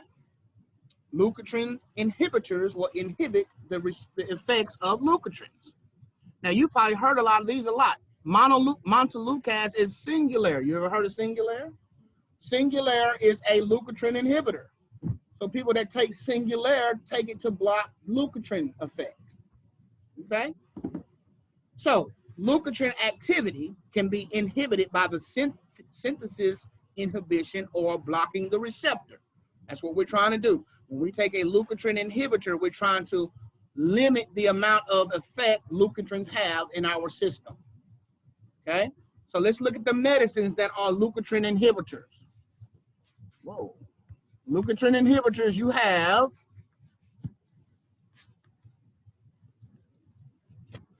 Zafirlukast. Zafirlukast is the generic name for Aerosolate. Either Aerosolate or Accolate. Accolate, okay. So Zafirlukast is the generic term for Accolate. But you look at that word, Zafirlukast, that's a leukotriene inhibitor, right? So if you hear that word, you know it's a leukotriene inhibitor. But the trade name for Zafirlukast is Accolate. And it's given 20 milligram tablets BID. So it's given PO, right? It's given PO by a pill 2 times a day. 2 times a day is also Q12, right? Q12 or BID both mean twice a day. The next drug in this class, in this category, right? We're talking about leukotrienes, leukotriene inhibitors, right? Zafirlukast is the first one, which is Accolate. And then Montelukast is Singular. Montelukast is the generic name for Singular. It's given in 10 milligram tablets once a day. All you gotta do is take it 1 time a day. And then the third leukotriene inhibitor is Xylutin. Xylutin. Xylutin is the generic form for Zyflo. And it's given in 600 milligram tablets 4 times a day. And that's it. That's all of the leukotriene inhibitors. So you have 1, 2, 3 leukotriene inhibitors. So you should have 3 of those medicines in the leukotriene inhibitor category. Okay? Zafirlukast, Montelukast, and Xylutin. All of them sound like leukotriene, right? So you should not have a problem with those. All right, let's take another break. And we're going to come back and talk about the antimicrobial. So these are the antibiotic medicines that we give, antiviral medicines we give. What if somebody has a bacterial infection in his lungs? We got medicines we can give for that as well, okay? So take a 10-minute break. It's 55 after, come back in. Come back at 3:05. I'm going to pause the recording to 3:05, and we're going to come back and go into our antimicrobial agents. Antimicrobial agents. We're almost done.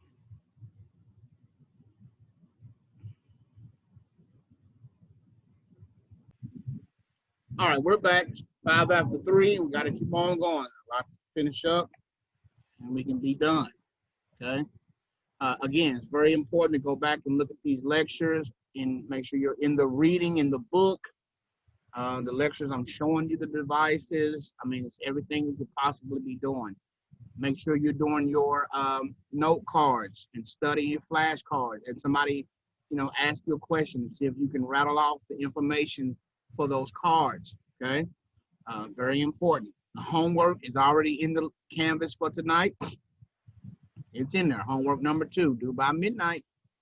Don't forget the strength of those homeworks. Make sure you do them. They also help you study, right? Help you understand. When we get her tomorrow, if I can get everything done today, then tomorrow will be lab from from the start, unless you already have some arrangement with me on another time. But other than that, come in. Matter of fact, I can, I'll be here around 12ish. I can start coming in around that time, and we can knock out the lab, right? Which would be going over the different devices. It's also going to be talking about breath sounds, and Mr. Boyd will be helping us out with the breath sound. We have a breath sound mannequin to listen to the breath sounds. What are the breath sounds about, adventitious or normal, right? So we're going to be talking about that, right? Now, let's finish up. Antimicrobial agents, okay? Antimicrobial agents would be your breathing treatments that deal with microbes, whether they're fungus, whether they're bacterial, or whether they're viruses, okay? All those are microbes, right? So in our category of antimicrobials, we have subcategories, right? Which will be antibiotics, antivirals, anti-protozoas, right?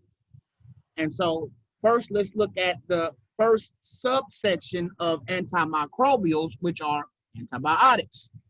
The antibiotics we use will respond to bacterial infections, right? And our bacterial infections are known by looking at the white blood count.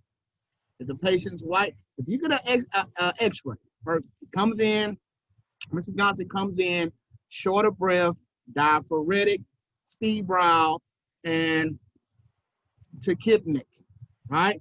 He's coughing up yellowish secretions, thick tenacious secretions, and his SATs are low. He's hypoxic. You get a x-ray and you see he has consolidation in his apical segments of his left upper lobe. Well, you don't know if that is the reason why he has an infection or not, right? But you already suspect infection because he has a white blood count of 22,000, right? He has a white blood count of 22,000 and all the things I just said.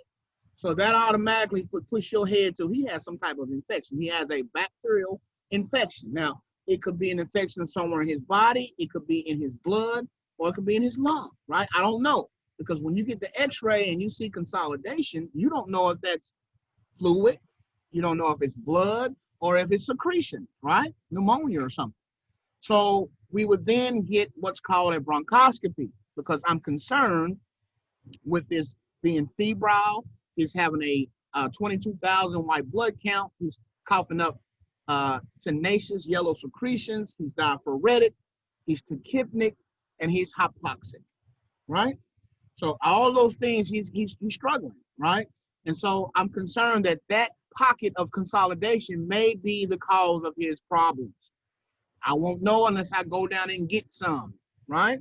So I will either get him to cough up a nice amount of sputum or do a bronchoscopy and go down with the actual bronchoscope to that certain section that I saw in the x-ray.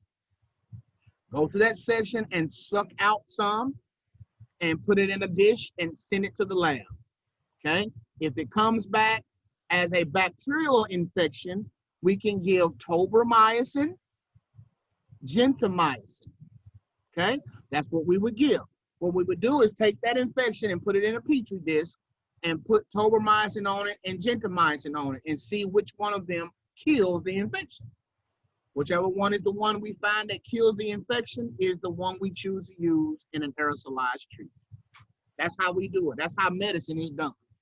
Okay, anytime you have an infection, we get that infection, we test it with several types of antibiotics and see which ones it's sensitive to. If it's sensitive to tobramycin, that means tobramycin will kill it. And we will give them tobramycin.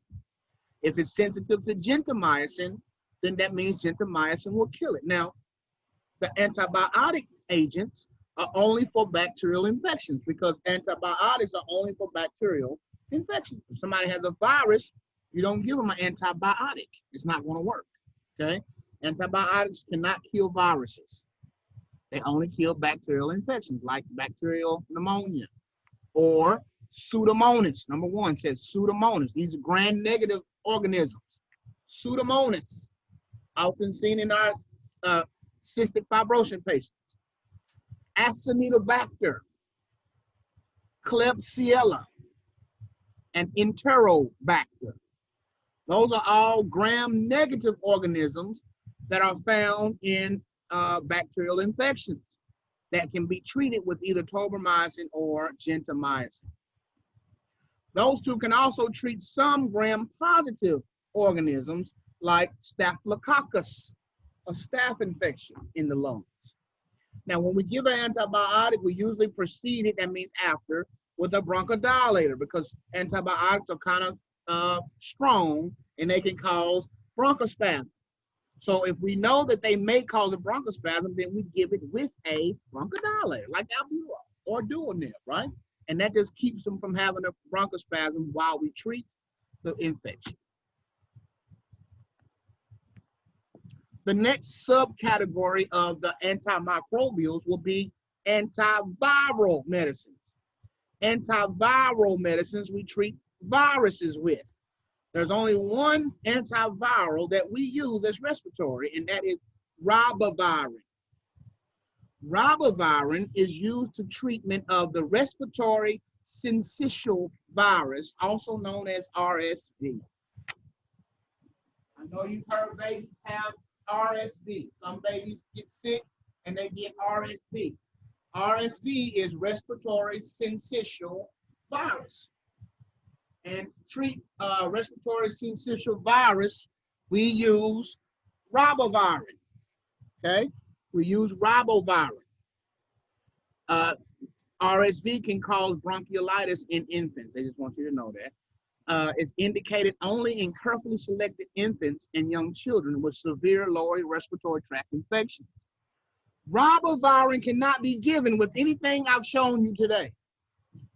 You have to use a SPAG, which is a small particle aerosolized generator. Small particle aerosol generator, also known as a SPAG. Okay?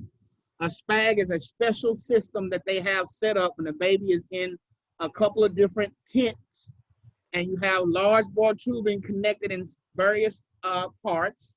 And the small particle aerosol generator is used to pump the medicine into the tent because we can't breathe it. If we breathe it, it may affect us. So it's only for the baby. That's why he has to be in a protective cover. Now we have a video that shows the SPAG generator. Well, because it's treating, it's an antiviral to treat that virus, okay? So if we breathe in that medicine, we may contract the virus. Okay, or make you kind of sick. It's only for, huh? Yeah, RSV can kill a baby. Yeah. Yeah, RSV can kill a baby. And it's mostly in Caucasian babies, again. But it can kill a baby. Any color baby can get it. But it's mostly seen in Caucasian babies. Okay? All right. So that's the important things about ribavirin, guys. Ribavirin is an antiviral. It's used to treat RSV, and it has to be given in a SPAG. Okay?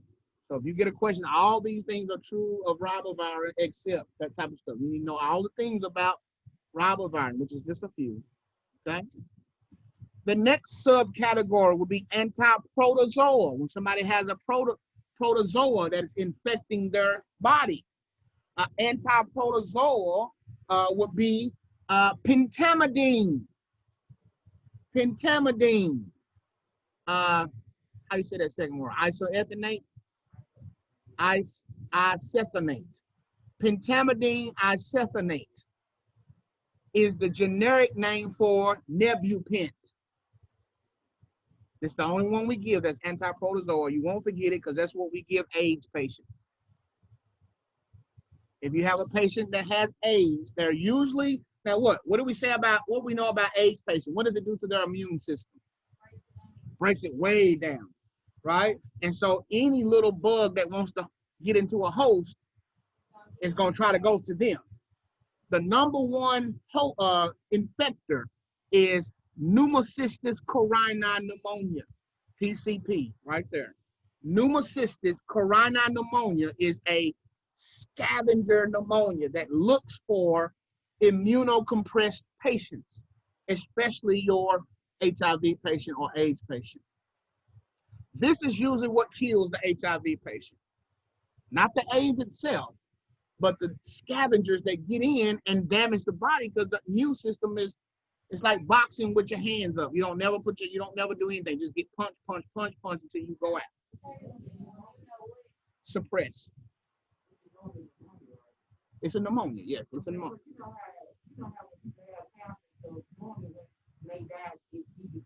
Yeah, because other things that happen because of the body's being compromised because of that disease. So cancer came in and tore up your immune system because your body's focusing on that organ, and other things come in and backdoor and kill, right?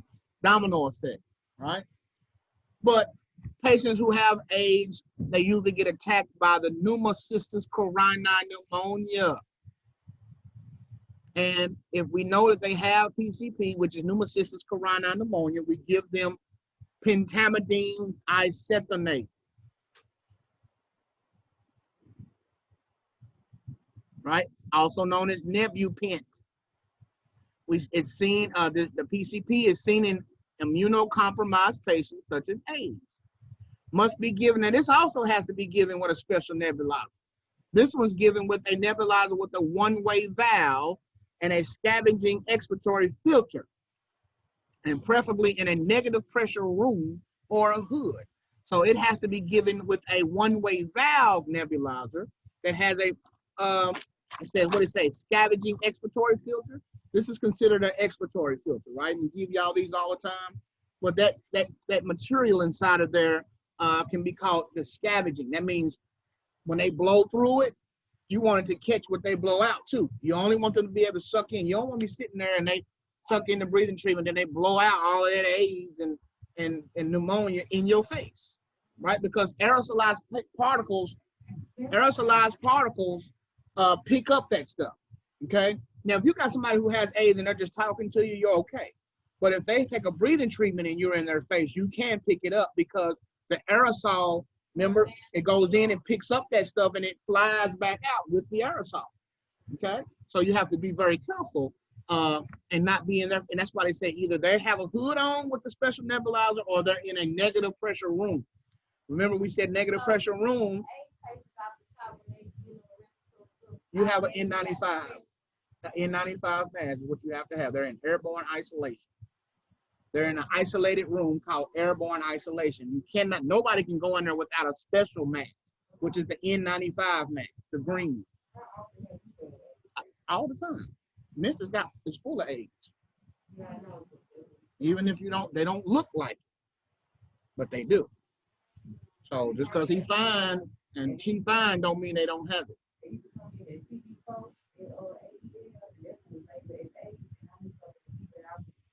Mm-hmm. So if you have, if you're given that kind of treatment, they need to be in a negative pressure room, which means if the door is shut, then all the air is being sucked out of the room. That's a negative pressure room, right? So if I'm in a negative pressure room and I take a paper towel and let go, it should suck up to the ceiling. Okay, that lets me know the negative pressure is working. Okay, so that's the pentamidine acetonate, which is known as Nebupent. Then finally, you have surfactant replacement therapy. We already know that surfactant is what helps you have a better compliance of the lungs. And usually our premature babies, surfactant has not, their type 2 cells have not developed good, right? Totally, because they came out so soon. They're preemies, right? If they come out real soon or real low birth weight, they develop infant respiratory distress syndrome. Infant respiratory distress syndrome because of the lack of surfactant. And so what we have to do is give them surfactant right before they come out the body or as soon as we get them out. And we take some surfactant, put it in the ET tube and bag it into their lungs. Okay, so we have to intubate. The baby will have to be intubated. Little bitty baby in your hand has to be intubated by the physician. You won't be doing it. The physician will intubate, the neonatologist will intubate the baby, and you'll put the surfactant in the tube and push a little bitty bag and bag it into his lungs because he doesn't have it. And if he doesn't have it, his lungs can't open up and he can't breathe when he come out. Okay.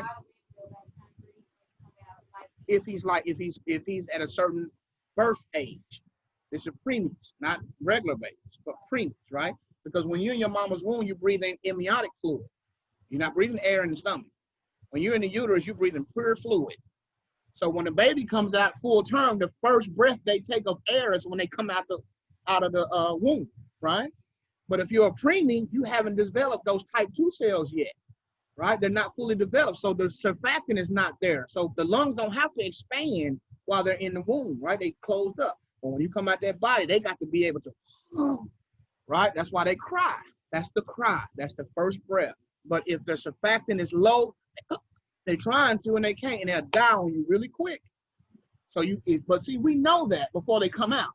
He's at an age where he probably doesn't have surfactant, so we're already ready for that when he come out. Because any high-risk pregnancy, respiratory is in the delivery room for every high-risk delivery. So if you're working in the peds or working with neonates, that's where you'll be. When they're having a birth, they'll call you, oh, we got one coming up. Yeah, as soon as you become a respiratory therapist, you can work any aspect of respiratory. Once you're an RRT, you can do anything respiratory does. Ain't no nothing else you got to do. Now, if you want to do sleep study, you go back and get a little more for sleep. But other than that, respiratory, that's it. Yeah. All right. So that is the surfactant replacement. All right. Last part. So we'll get this done. The last part of this pharmacology is Muco Kinetics. That's the movement of mucus, right? Muco Kinetics means to move mucus, right? So we can either move it with just bland aerosol, right? We talked about that already when we talked about aerosol humidity, just giving somebody some bland aerosol through a jet nebulizer, right? The high flow oxygen, high flow aerosol face mask. We can have an aerosol T-piece, aerosol tray collar, aerosol face tint, right? All of those aerosol devices or high flow devices deliver bland water, right? Or if we just use a humidifier, right? A humidifier uses distilled water to humidify dry gas. All those things help move mucus if you need to, right? Humidity and aerosol. But sometimes those are not enough, and we have to go into the big guns, which are prescription medicines to move mucus. So we'll start from the bottom and work our way to the top. We started from the bottom, now we're here. All right. Gabby missed that one. Dilutants are wetting agents, right? So just wetting it up. That's just basic either the aerosol thing or humidifier, right? Thins the mucus, making it easier to what? Move, okay? Distilled water. Distilled water is used in humidifiers, right? Its osmolarity is like polarity, right? The osmolarity is hypotonic, okay? Hypotonic. If you think about osmolarity, it's how salty the body is. Like if you're sweating and you taste your sweat or your blood always has a salty taste, that's the osmolarity, okay?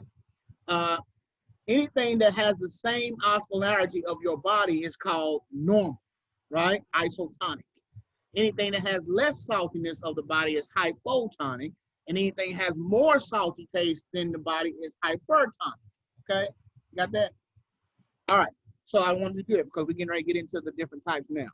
So distilled water will be absorbed into the interstitial space of the tissue. Sometimes it can cause edema if you put too much water, right? We already said be careful in the people that you're giving humidity to, because if you're giving them too much and they have things like CHF or pulmonary edema or any kind of problem like that, you're going to be flooding them with too much water. You have to be careful, right? That's one of the contraindications or hazards of aerosol therapy is overhydrating them, right? Okay, So distilled water is the first level, which is just basically your bubble humidifier or something like that, right? Or your Passover or your Cascade.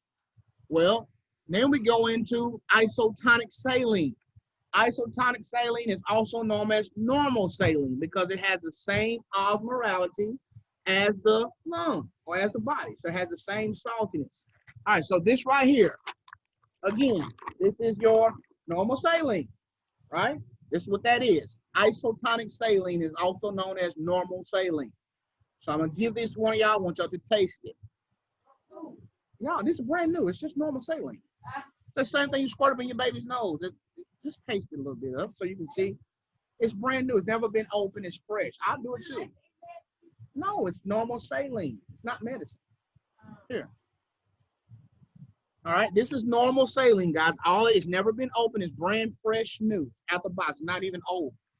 Okay, it's the normal saline. This is the normal, same osmolality as the lung. So if somebody was to lick your lung, this is what it tastes like. All right, same thing as your sweat or your tears. That's what I said. So it's osmolality. Go ahead. You don't have to squirt it and drink it. Just leave it on your tongue, throw it away. Ain't nothing gonna happen to you. Ain't nothing gonna happen to you. Just a little squirt. That's all you need. You drinking the whole thing. It ain't a shot. Well, that's all it is. That's osmotic. That's isotonic saline. Okay. Isotonic saline. That's how salty your lung is.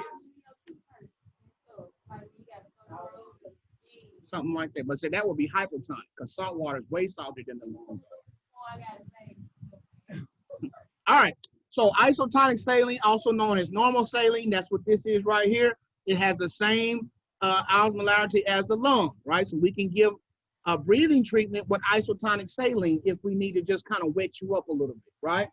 It's a little more saltier than distilled water, because the more salty, the more mucus it can break up, okay? So isotonic or normal saline, we might do this to dilute medicine. So isotonic saline is used to dilute medicines or help loosen up mucus, okay? So it's got more than one use. Because remember, like number 7 on that quiz, I told you, don't worry about it. That's when you have to dilute the medicine. So like if the doctor has something and you only have a high strength concentration stock bottle, sometimes you have to dilute it down with normal saline so it's not so strong, okay? So normal saline is used to dilute medicine or to help move mucus. Isotonic saline is 0.9% saline. Right, now you don't convert these to milligrams. This is just telling you what percent of saline it is, okay? Isotonic is 0.9%. The next thing is hypotonic, will be less than, right? Hypotonic is less than 0.9%. So it has a less saltier osmolality than the lungs, right? It's also known as half saline, 1/2 normal saline, so it's about 0.45% saline. That's hypotonic. Okay, that's all you really need to know about hypotonic is that it's about 0.45% saline, less osmolality than the lungs, okay? Number 5, hypertonic saline. Now this is when you take saline that's more saltier than the lungs, right? The osmolarity, when I say salty, I'm talking about osmolarity. It has a higher osmolarity than the lungs, right? And so that is when you use this one for what? Induced what? Sputum. When I want to induce some sputum, when I want to make you cough up some stuff. Now, if I'm just trying to loosen you up a little bit because you feel a little dry down, I might use some normal saline or something like that. But if I'm trying to go to the patient for the strict reason to get them to cough up something in the cup, then I probably need to give them a little help. That's called inducing sputum. When you're making somebody cough up a loogie, right? You want them, not the stuff that's in the mouth. You want them to cough up mucus, not sputum. I mean, not spit, right? And not just regular mouth saliva. We need the actual mucus mixed with saliva, which is sputum. Huh? What about it? Yeah, they're gonna be. Yeah, sputum is oral secretions mixed with mucus. That's what sputum is, okay? Mucus don't have oral secretions in that. Mucus is down in, that's pure mucus. But when it comes out of the mouth, it's mixed with saliva. That's called sputum, okay? You know the difference between those. So if I want to induce some sputum, then I give them hypertonic saline, which is greater than 9%, 0.9, so it's about 5% saline. So it's way saltier, okay? It draws fluid out of the interstitial space to enhance production. Because what does salt do to fluid? What does salt do to fluid? Sucks it up, right? It retains it, right? When you have salt, you put some salt on something, it dries it out. It sucks it in. Yeah, it dries it out. It dries it out. That's why if you have high blood pressure, you have to be careful of your salt intake, because fluid is synonymous with pressure.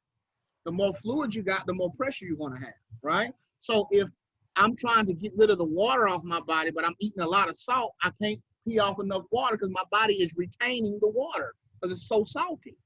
So I have to cut the salt out so the body will release the water, okay? And because if I got a lot of a lot of retained salt and fluid, my blood pressure is going to be higher, okay? All right, it can cause a bronchospasm because it's salty, right? So you take that in, if you have a reactive airway, it can cause a bronchospasm, okay? But hypertonic saline is what we use to induce sputum. It has about 5% saline, okay? Now, mucolytics continue.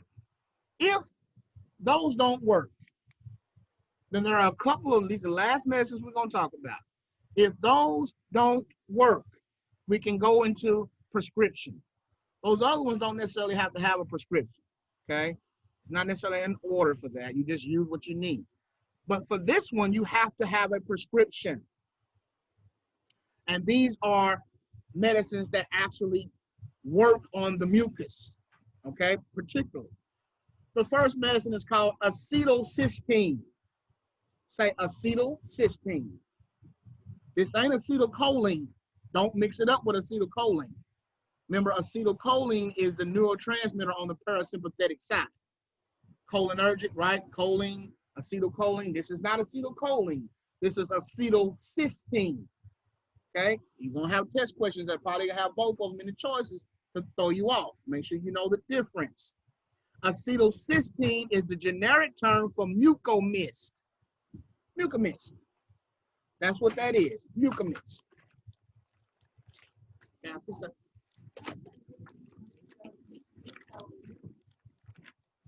Acetylcysteine is the generic name for mucomist.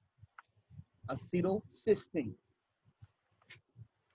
This is an actual medicine, okay? Acetylcysteine is the generic name for mucomist, which is the trade name, okay? This is the mucomist right here. Comes into a stock bottle like this. Okay, this is a small stock bottle, but this is a bottle, okay? Mucomist, all right? Mucomist works, this is what you must know. Mucomist works by breaking down the disulfide bonds of mucus. Mucus has sulfide bonds. I think they have 2 sulfide bonds. So disulfide is 2 sulfides, right? Mucus they're held together by disulfide bonds.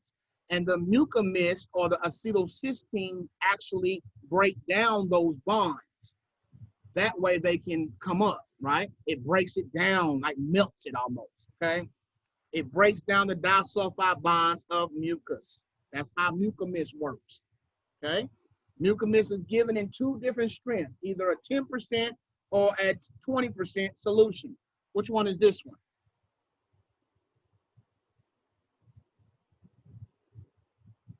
Huh?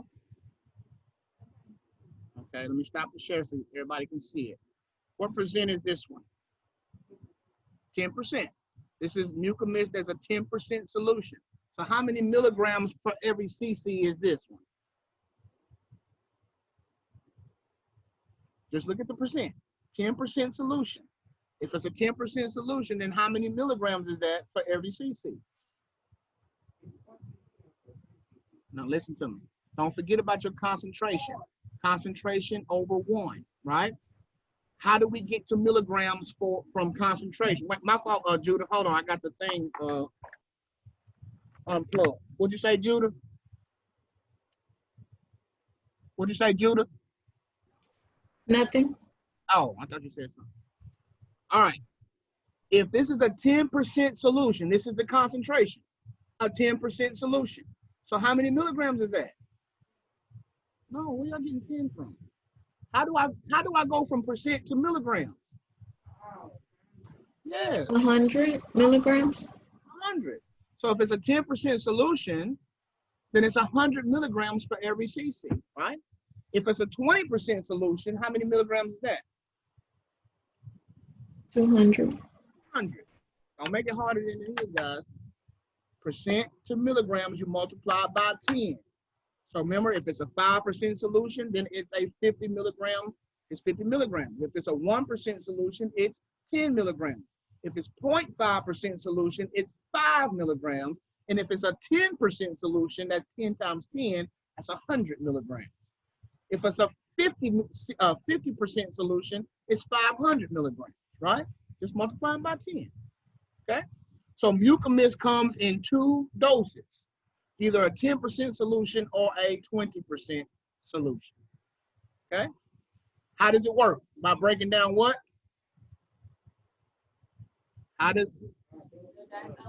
There you go. It works by breaking down the disulfide bonds of the mucus. So acetylcysteine is the generic name for Mucomist, which breaks down the disulfide bonds of mucus. It comes in a 10 or 20% solution, and we have to give it with a bronchodilator.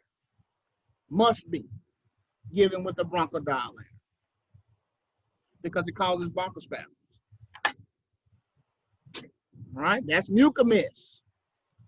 The next prescription medicine, sodium bicarb. Well, what do we know?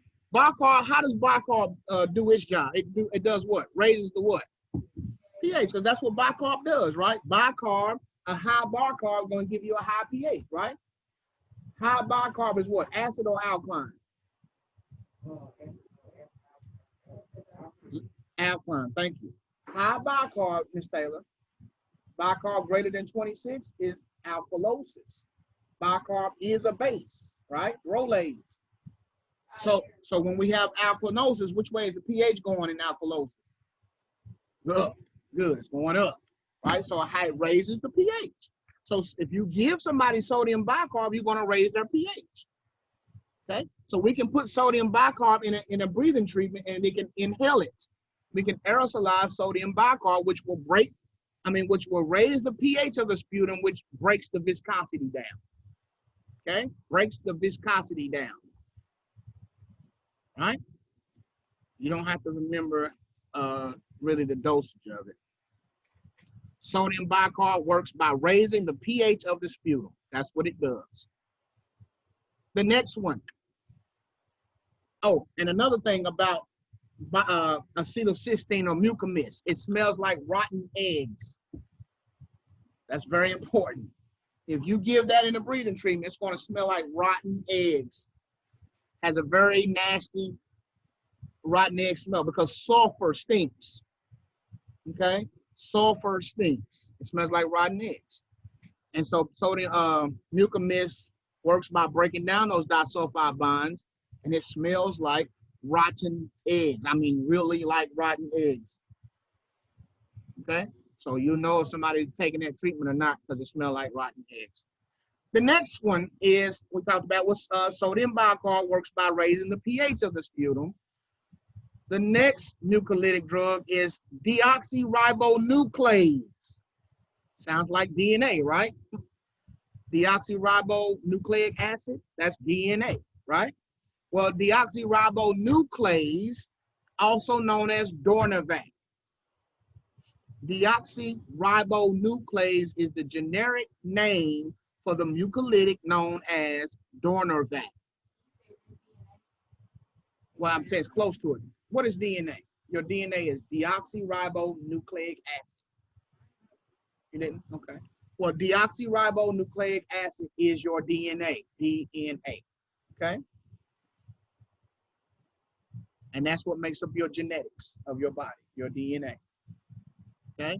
Your DNA can be found in your spit, in your finger touch. If you just touch something, you leave DNA behind. Okay? So this medicine works by breaking down the what? The DNA bonds of the sputum.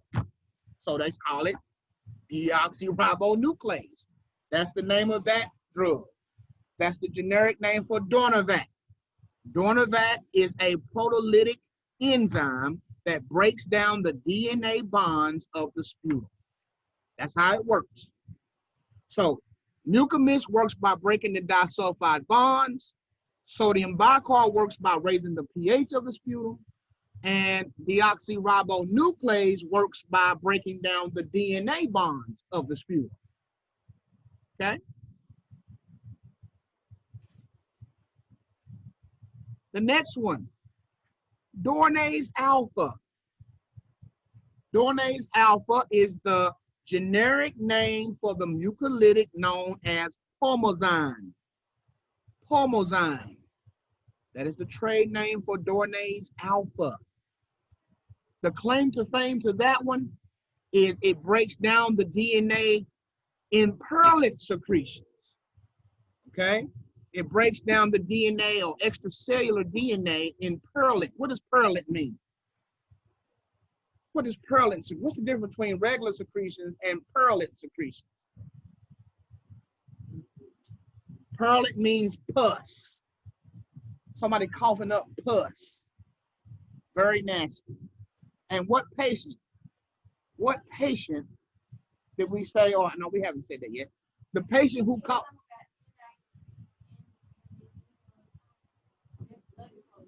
That's empyema, yeah, that's empyema, yeah.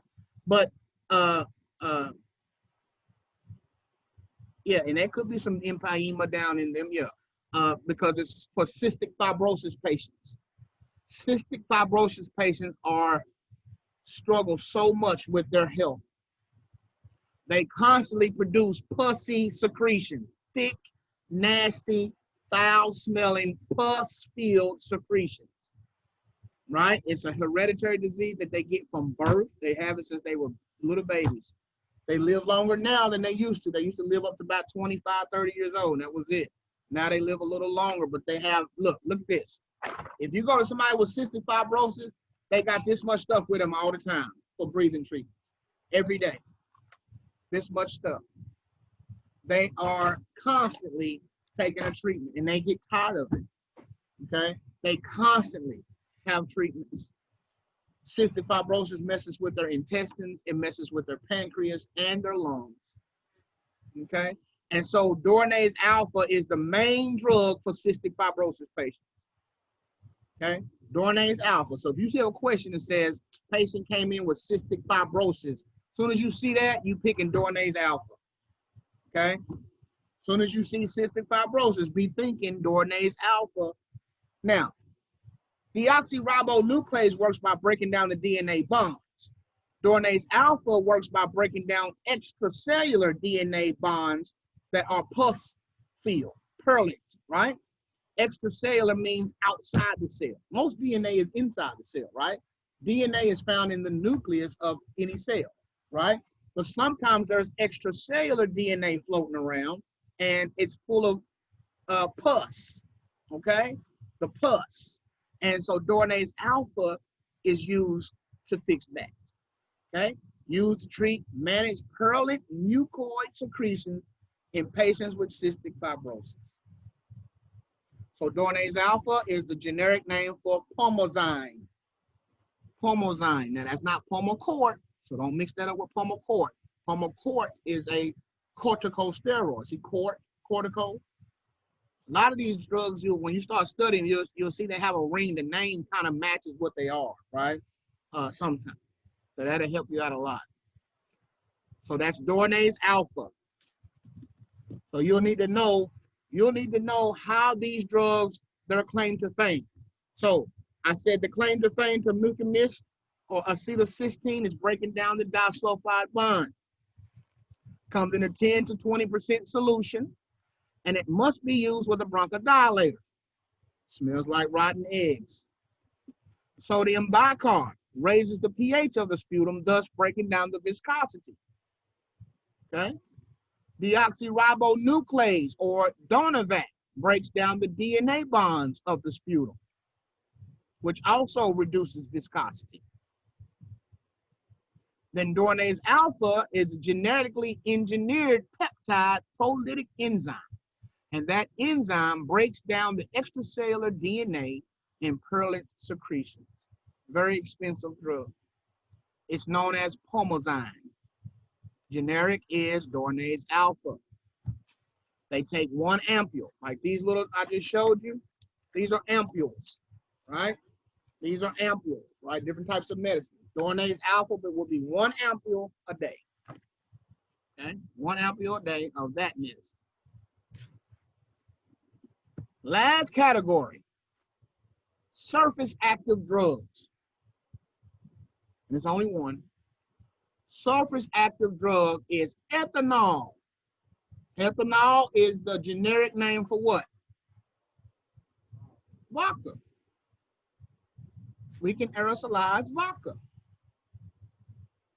Why would we do that, Ms. McCarthy? We do that for pulmonary edema. Now, you need to know that pulmonary edema is fluid in the lungs, right? Edema is fluid. But the fluid in the lungs for pulmonary edema manifests as frothy bubbles, okay? So if you take a straw and try to suck bubbles up from like a beer, the top of a beer that you shook up and you pour it in a cup, you know, I had the top of it be full of froth. If you were to try to suck that, you're not going to get much up because it's air, right? It's just bubbly air. So when we suction a patient, we can't get that stuff up. So we have to use what's called a surface active ingredient that breaks the surface tension down so it turns into a liquid. Okay? So if I put vodka on pulmonary edema frothy secretions, they turn into liquid. And once they are liquid, then I can suck them out. Understand, D? Okay? So that's what's called a surface active drug. Ethanol is that drug, which is the generic name for vodka. We give it in 5 to 15 mLs of a 30% through 50% drug amount, right? Every 30 minutes for 2 or 4 treatments. Not to get too much, because if I give too much, what's going to happen to them? If I aerosolize too much vodka, what's going to happen? They're going to get what? I mean, before that, they're going to get drunk. You will get drunk because it goes straight into the system, right? So a lot of people use this as recreation because they don't have to worry about the systemic effects of alcohol, right? You know, when you drink alcohol, you got to drink it and you risk having a hangover, throwing up, stomach hurting, right? If you inhale it, a couple of breaths, you already buzzing. And you don't have the systemic side effects as you would if you drunk it, okay? But the thing is, I don't recommend you do it because I did do it when I was in school. When I learned this, I tried. And a couple of breaths, I did feel it. I was like, wow, that's amazing, right? But what happens is it does not go through the liver. See, when you drink alcohol, it has to go through the liver before it gets into your bloodstream. And the liver kind of takes some of the impurities out of it. It helps you. If you inhale it, you're getting a straight alcohol. And you can, like you said, have alcohol poisoning if you're not careful. You can also have a bronchospasm if you ain't careful, because that's strong. You inhale that, the body, and then just lock up on you, okay? So we would probably give it with a albuterol or something as well, okay? So what does it say? Ethanol is a surface active drug whose is the generic name for vodka. You deliver it with a small volume nebulizer, this right here. We pour alcohol in this and breathe a freezing treatment, okay? So if you have one of these at home, I don't recommend you get a little bit of alcohol and put it in there. Don't say Miss McCarthy told you to do it, all right? But if you do it, you will feel it buzz, okay? That's just natural. I mean, it's because it's going straight into the bloodstream. Yeah. But like I said, it doesn't go through the liver, so you risk the chance of alcohol poisoning. Now, it's delivered by the small volume nebulizer. Used for pulmonary edema. They say, what drug will we use aerosolized for pulmonary edema? It's vodka or ethanol, okay? That's what we use it for. It alters the surface tension, thus popping the bubbles. See, you have frothy bubbles when you have pulmonary edema, so we need something to pop them bubbles and turn them into a liquid so we can remove it. I can suck all day with a suction machine and it won't nothing come up because it's just bubbles, right? But if I break those surface tension down, it's going to pop those bubbles and turn into a liquid for me to get rid of. It may cause bronchospasm, irritation, dehydration, right? Because if you drink too much, you get dehydrated, right? You got to drink water when you drink. When people be drinking a lot, they have to drink water because their mouth is dry. It sucks all the water out of it. And then finally, alcohol intoxication. All right. Now, it's contraindicated for patients taking antabuse. And that means somebody who is an alcoholic, right? If they're real bad alcoholic and they come to the hospital, they give them medicine called antabuse. It's kind of something that helps it helps them detox, right? When they're going through DTs. They're shaking. People who are real bad alcoholics, if you don't have any alcohol, they're gonna be shaking and sweating, right? And so they come to and that's really debilitating. So they come to the hospital, we can give them antabuse to help treat those DTs. So I don't want to say, oh, Mr. Johnson, he on antabuse, he been drinking for 40 years and he stopped drinking, now he DTing, and they're giving him antabuse to help him with his alcoholism, but he got pulmonary edema, I'm gonna give him some vodka. No, don't do that. Now he done fell off the wagon because you done gave him some vodka, right? He's been trying to get off of the vodka or off of the alcohol, and now you just gave it right back to him again. Start the process all over again. So don't do that. You need to know your what? Patient. Always know your patient. Now this last part right here we'll talk about in lab is just talking about small volume nebulizers, large volume nebulizers, and the ultrasonic nebulizer. One last thing. We use hypertonic saline to induce sputum. That's what the liquid that we use. But if I want to induce sputum, the best machine to use is the ultrasonic nebulizer. Okay, write that down. The ultrasonic nebulizer is known to be used to induce sputum because it can put so much aerosol into you, right? We said the ultrasonic nebulizer says 90% of the particles are between 0.5 and 3 microns, right? They also said that we can deliver 6 cc's per minute of fluid to the body, right? So that's why they use the ultrasonic nebulizer for sputum induction, okay? If we really want to get them to cough up a lot of sputum, give them an ultrasonic nebulizer. That's the USN. USN is the ultrasonic nebulizer. So the small volume nebulizer would be used for the medicines, right? The large volume nebulizers are those aerosol trach collar, aerosol teepees, aerosol face mask, right? Those are your large volume nebulizers, right? And then finally your ultrasonic nebulizer. Those are the things we use for mucolytics and Muco Kinetics, okay? Those 3 things. We use the small volume nebulizers for the actual medicines, and we use the large volume nebulizers for bland aerosol, right? Those, like I just said, aerosol face mask, aerosol whatever. And then the ultrasonic would be to induce the sputum, okay? That will end pharmacology. That's a lot. So I encourage you to read the chapters. You must get in that book, read the book where you're supposed to read, all of whatever books it tells you to read. Read in them, understand those, right? Go back over these lectures and play them over and over again if you need to. Write those drugs down.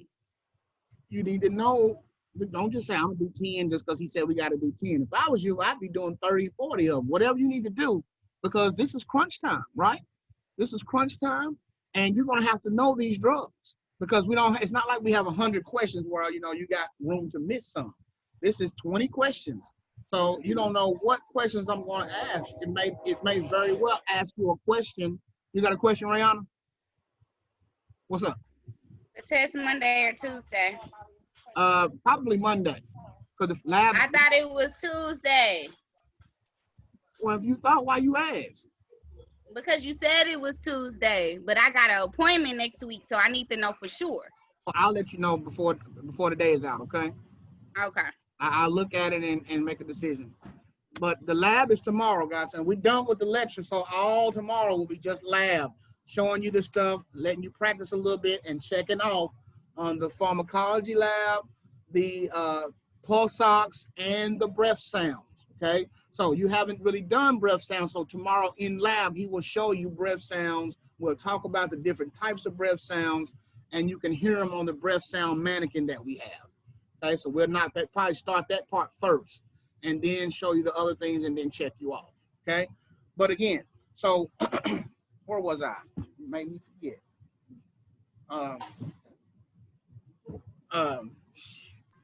Are we gonna review tomorrow, Mr. McCarthy? Yeah, we can try to do all that tomorrow. So we done with the lecture. Okay. Well, I'll be there tomorrow. Tomorrow. So yeah, so we'll go over all these things tomorrow during the lab. Make sure you read your material, your note cards, all those things, because you're gonna, like I said, that's where I was. You're gonna have to know the different things. You might ask a question that says, which one of these drugs has +1 beta 2, +2 beta, you know what I'm saying, stuff like that. And you got, I just told you at least 100 different drugs between yesterday and today. And it could be any mixture of those drugs in your choices. There's no way to guess your way through. You're gonna have to know, okay? You're gonna simply have to know. And it can be done. I've had students that get A's on pharmacology, okay? Because they started from day one of getting pharmacology, looking at the lecture or being here, you know, when we was here, but reading the material, doing whatever you need to do. I'm about to stop now, so we're done. It's 4 o'clock. I'm gonna stop recording, download it as quick as I can, and put it on Canvas for you to go back and watch for those who haven't watched it or who weren't here live. The homework is in there. Work on your homework tonight, okay?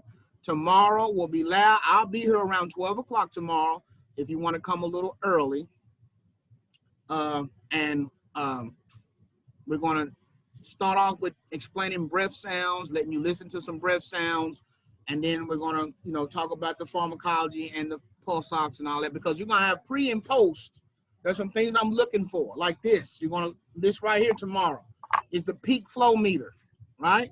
This is something that you'll definitely do before and after a breathing treatment, right? Take a deep breath in and one hard time to see how strong they're able to blow, how many liters they're able to force out, okay? That's obstruction, right? If you can't get the air out, there's an obstruction. And so when we do bronchodilators, we expect this reading to be better after the treatment. So if you can only do 200 before the treatment, then I give you a breathing treatment, you should be able to do more than 200 the second time. Otherwise, the treatment was not therapeutic, because it's designed to open up those bronchioles. And if I open them up, then naturally I should pass more volume, okay? So this is pre and post. This is one thing you would definitely do. You'll get the pulse ox reading, breath sounds, respiratory rate, and heart rate before the treatment and the peak flow. And then you give the treatment. After the treatment, we're going to do peak flow again, heart rate, SAT, respiratory rate, and breath sounds. And that's what you chart in your chart when you're charting. Yeah, bring your pulse ox tomorrow, because we got one, but it's just one. Bring your pulse ox if you have one. Bring your stethoscope, right? Your watch, all those things, have it ready to go tomorrow. Don't come in with long lashes and long fingernails, okay? Be prepared to do this lab tomorrow, okay? That's going to knock out some of those labs, and we can review. I can try to knock out a lab that somebody missed if I can. We have time. We got the whole day to do that. So let's make the day productive, okay? Because some people are missing some things, and that will help. So we'll get this done first, and then we can do that, all right? So homework is in there. I'll see you guys tomorrow. I'll be here at 12.